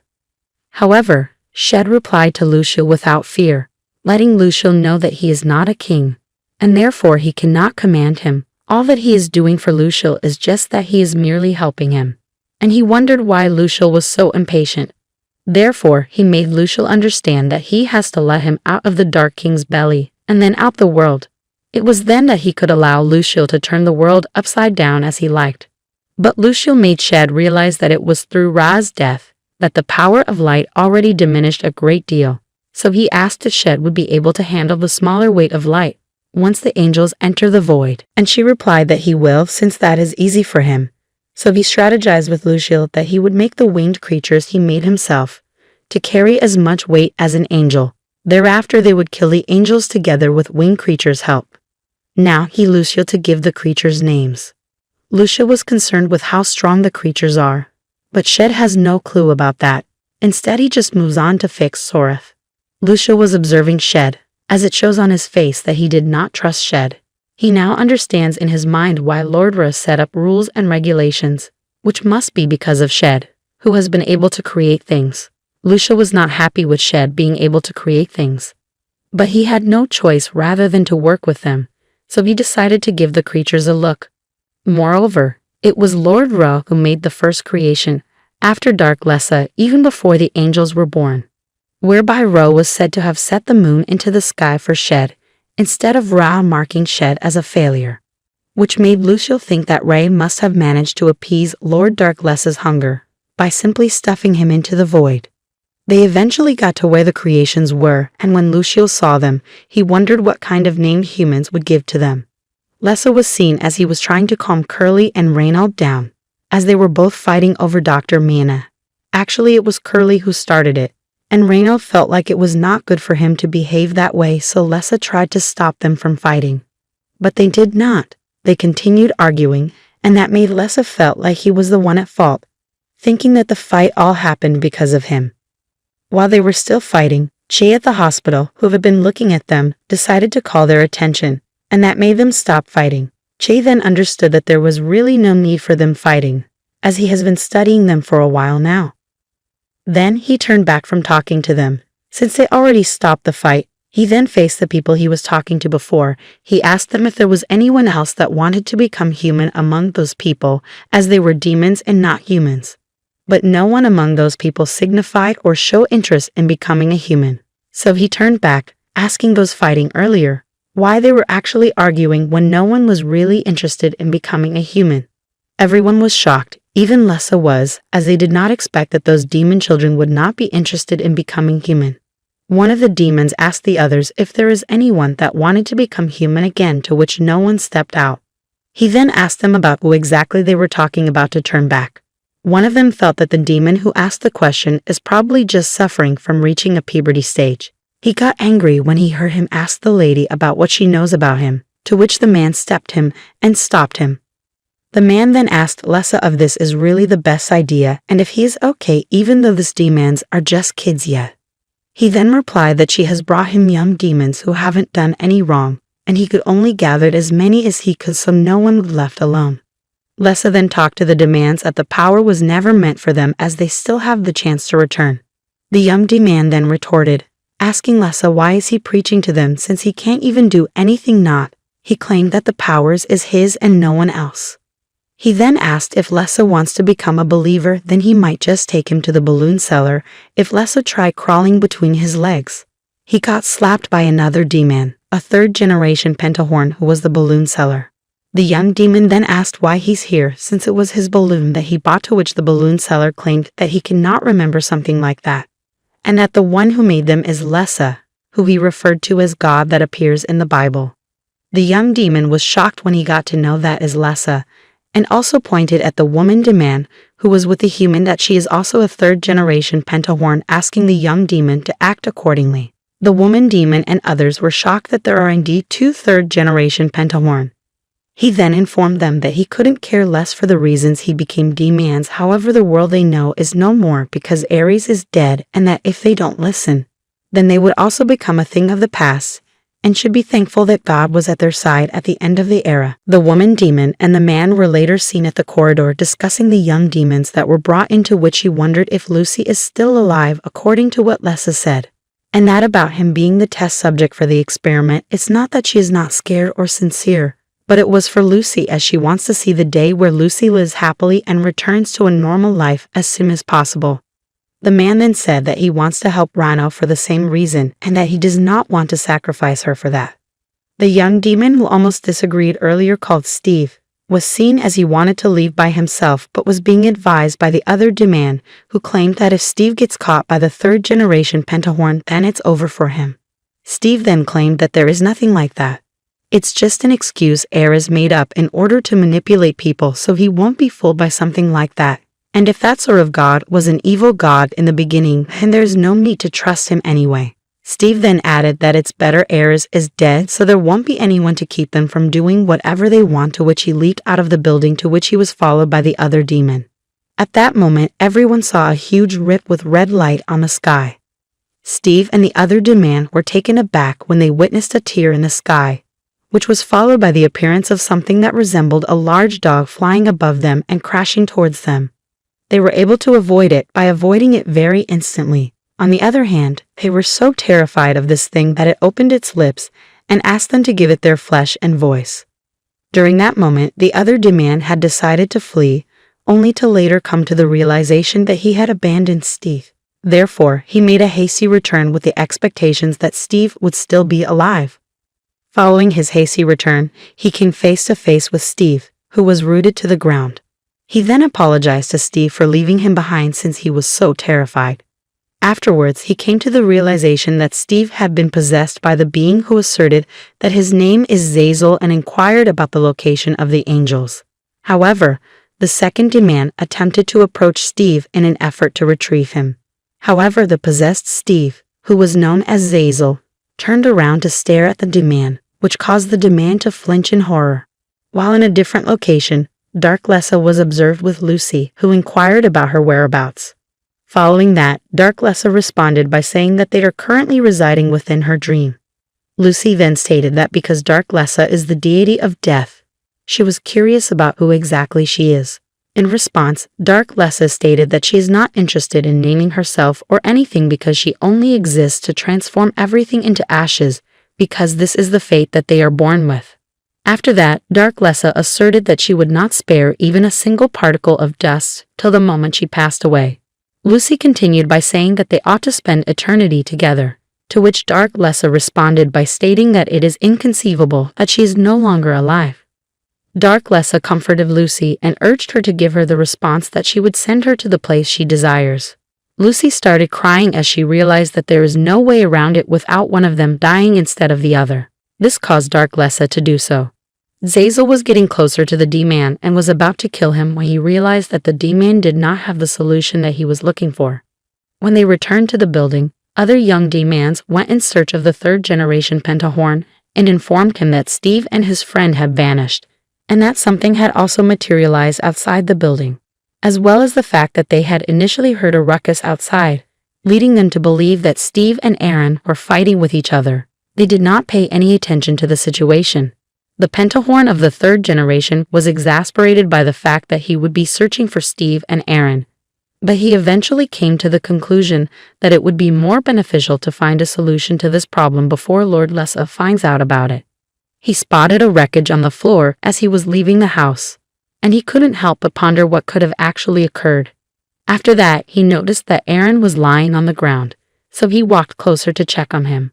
However, he soon realized that Zazel had been playing a joke on him by abruptly grabbing him by possessing Steve's body.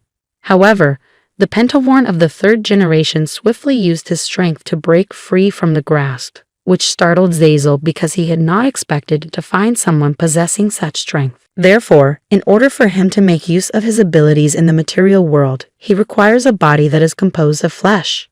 He was told that humans are weak, and he started to become interested in the Pentahorn body, for the reason that this is the only method for him to carry out Luciel's command, which is to eliminate the angels.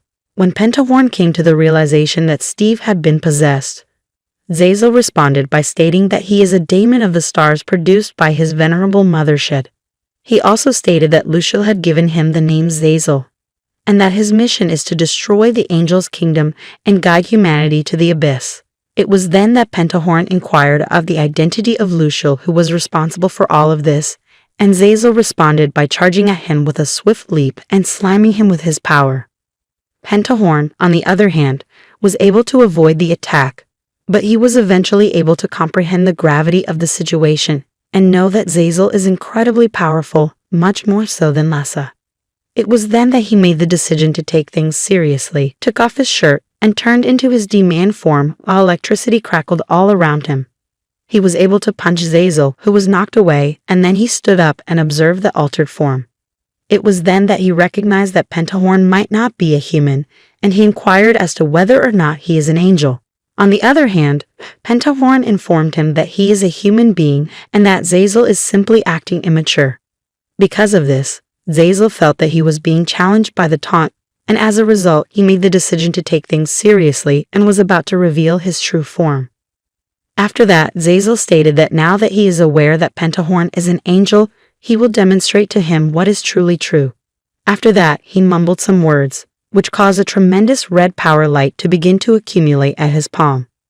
As a result, he was able to create a barrier around Pentahorn, from which he was unable to escape. Zazel then spread his wings and scurried around, telling Pentahorn that his mother was the failure of God and that his father was the sin of humanity. Additionally, he stated that his mother was the failure of God, not to mention the fact that he has spent no less than 10,000 years in the womb, during which time he asserted that angels are no longer at the pinnacle of the earth. Zazel emerged from Steve's body and asserted that the human being, Steve, is still alive. Pentahorn then jumped to meet him in the sky, and he punched Zazel. Zazel then stated that Steve is still alive. As a result, Pentahorn was hesitant and did not administer the strike that would have killed him. Because of this, Zazel was able to take possession of Steve's body. He then grabbed Pentahorn's shoulder and was able to slam him back at the blockade, which caused Pentahorn to spout blood. After that, Zazel conjured his abilities in the form of a sword, which successfully pierced through Pentahorn in a number of locations, leading him to believe that he had died. However, he came to the realization that he is not dead, which prompted Zazel to assert that it is impossible for humans and demands to be alive in such a state. Zazel also stated that whatever he is, there is no one else in the memories that Luciel has inscribed in his brain that is similar to him. After that, Pentahorn grabbed the blade and drew them out, stating that he was struggling with a critical condition that prevented him from passing away. After that, his body started to squirm and recover itself, and it told him that if he wanted him to die, then someone on the level of a god would have to come and take him away. During the time that the conflict is still going on, Lessa observed a group of individuals who resembled apostles and were waiting outside the power blockade. Despite the fact that they could see that Zazel was attempting to get a hold of the body, they had the impression that he had selected an excessively powerful target rather than simply selecting a regular body, which would have been more effective. During the same moment, Luciel made his appearance at the location where Lessa discovered that his heart was shaking so much that he instantly hid behind a palm tree. He was able to see that Luciel was the one responsible for all of this. Luciel was telling one of his subordinates, Bartzabel, that he ought to have chosen a more regular corpse because the one he chose is decaying all over. Bartzabel responded by saying that he got carried away. While this was going on, Hisnel had the impression that Zazel was squandering his time. Luciel advised him to be patient and continue waiting for Zazel to find a body that he likes, just as they all did. Luciel, in the meantime, was pleased by the idea that all of these genuine devils are taking on the look of humans. He believed that this would be the most egregious form of disrespect to God. There was a nightmare that Lessa had about how he had met Luciel in his previous incarnation. He proceeded to keep guard over Luciel and the other devils. In the meantime, Zazel had already been aware of the fact that other devils had already come together and were waiting for him to finish. In spite of the fact that he was the last person, he was unable to acquire the body to own, which caused him to feel a little bit of humiliation. At that very moment, he became aware that Pentahorn, who was also known as Charles, had abruptly vanished from his sight. As a result, he was subjected to a heavy strike from behind and fell to the ground. Despite the fact that they were engaged in a struggle, Charles still had the upper hand. He smashed Zazel to the ground, who then started to chuckle. He rises to his feet and makes the decision to expose his real strength, an act that he accomplished by calling upon his jail sentence, Cauda Draconis, to seal Charles. While this was going on, other devils outside discovered that Zazel was using his true strength, which is designed to fight angels on human beings. Bartzabel was of the opinion that Zazel had chosen a difficult adversary to fight against. Initially, Zazel believed that Charles had been killed as a result of his assault. The fact that Charles was not burned by the flames of his attack, on the other hand, caused him to ponder who exactly Charles is. He was startled to see that Charles was not burned. Charles then stated that he had made an understanding of the nature of Zazel's power, which is that his light can be absorbed by dark power. He then proceeded to slash at Zazel with his strikes, even breaching all of the defenses that he had constructed. Zazel was able to glimpse a shadow of a massive mouth that was packed with teeth behind Charles when he was in the midst of receiving his defeat. At the Zazel's energy blockade, the battle had hit its peak. The once powerful structure was now in ruins as the clash of huge powers continued. Zazel, who had been the main force behind the defenses of the blockade, was finally beaten. His powerful energy, which seemed unbeatable at first, crumbled under the constant attack, leaving only faint memories of its former power. Charles stood in the middle of the battlefield as the dust settled. After being changed by the evil energy he called forth, his form went back to how it was before. His heart was racing, and the fight's energy was still pumping through his body. But as his body went back to normal, the glow in his eyes went away. The fight had worn him down, and it showed in his tired eyes. Steve was lying on the ground nearby, not moving. He had deep, painful cuts all over his body. The ground below was stained with blood that pooled around him. Charles felt terrible when he saw his friend fall. But when he got down next to Steve, he felt a rush of relief when he realized Steve was still alive, if only just. Luciel suddenly appeared by his side, saying that Charles is quite powerful for a demon, and that he is quite better than Ares or Lessa, whom he called the goat. Luciel added that Charles does have a scent of a beast, which means that he is a test subject of Ares' dark power experiment. Charles then yelled at Luciel to reveal his identity, who did and said that he is an unapproachable existence for a human like him, that he is an angel. However, Charles does not believe Luciel to be an angel as he doesn't look like one, and that he already knew that Luciel is together with Zazel. Luciel then explained that the situation is a bit complicated, and that it actually does not look like the pretty angels Charles had dreamed of, and that he wasn't planning on interfering, but he is stronger than he had expected. And since Zazel wants his body, Charles should hand it over to him. Zazel then comes out of Steve's body in its ethereal form, asking Luciel to give him Charles' body. Charles could not take it anymore and was about to dash at Luciel, asking him to give back Steve, but was suddenly stopped, by which his body was easily controlled by Luciel. Charles struggled with all his might, but he could not move as Luciel placed a stronger spell on him that made him fall on his knees. He then ordered Zazel to possess Charles' body and should kill Steve. Charles was so infuriated and struggled with all his might to break free, but he could not. It was at this moment that Lessa appeared and severed the control spell on Charles. Lessa then asked Charles to run away with everyone, but he won't listen, as he claimed that he can still fight and won't let anyone take his body. However, Lessa told him that he had never disappointed him before, so he should think of himself as a monster.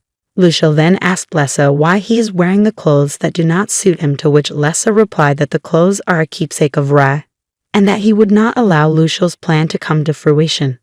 Luciel then asked Lessa if Ra did not mention about the original owner of the throne, the King of Moon, and that all the memories Ra buried in the void, including the cursed history, has finally returned with the fall, to which the other devils appeared with Luciel's side.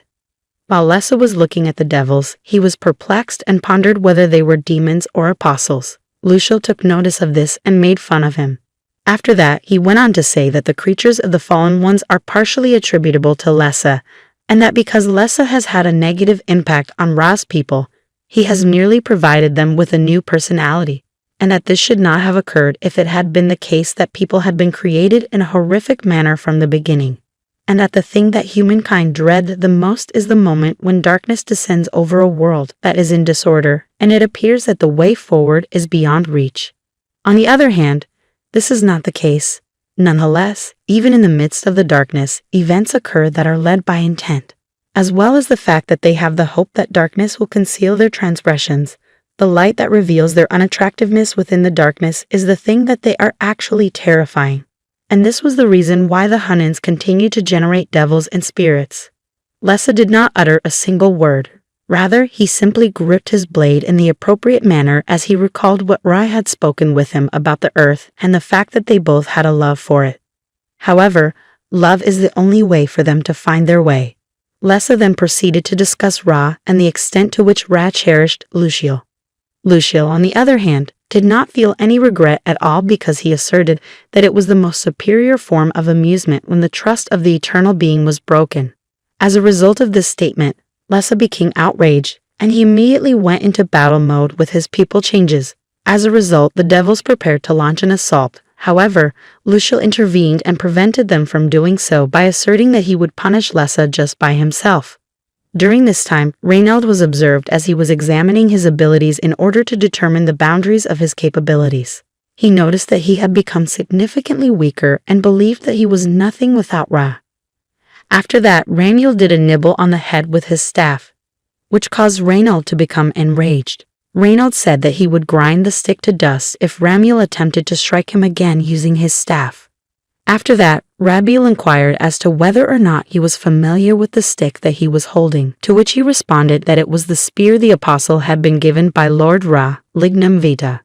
Additionally, it was discovered that the original Lignum Vitae was the axis of this world, and that a portion of the axis was fashioned into a spear, and that each of the spears that the apostles carry have a specific function, given that the spear itself is a symbol of the authority that is bestowed upon the apostle. Because of this, it may be concluded that Ra had communicated sacred words to Reynald, and there is no question that he is the messenger of God. Me arrived at their location at that moment to meet them with a weapon that was concealed within clothing. After that, Mitt went on to explain that despite the fact that the weapon had sustained significant damage after the owner had passed away, it was still the sacred item of Michael, the Spear of Brightness, which was given the name Kabod. In response to Reynolds' inquiry about the weapon, Rabiel revealed that it was Michael's spear, which he had inherited from his father. Reynolds was taken aback by this revelation. After that, Mitt threw the enormous spear at Reynolds, who was unable to keep it in his grasp. Reynolds yelled out in agony as the spear landed on his toe. While this is going on, Mitt is not entirely certain that it is appropriate to commit it to Reynolds, who appears to be pretty clumsy.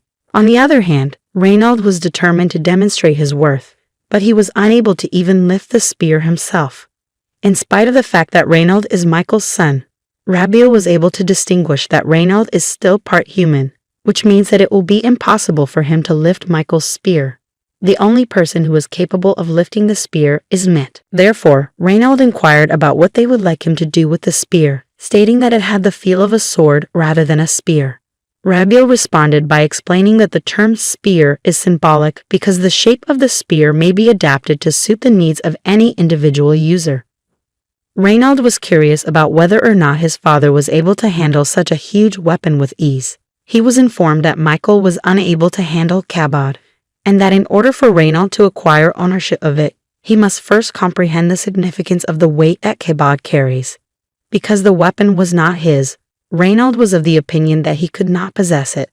Next, Rabiel went on to explain to him that spears are analogous to the other selves of apostles, and that they are fashioned by the apostles' hearts with the glory that was bestowed upon them by Lord Ra.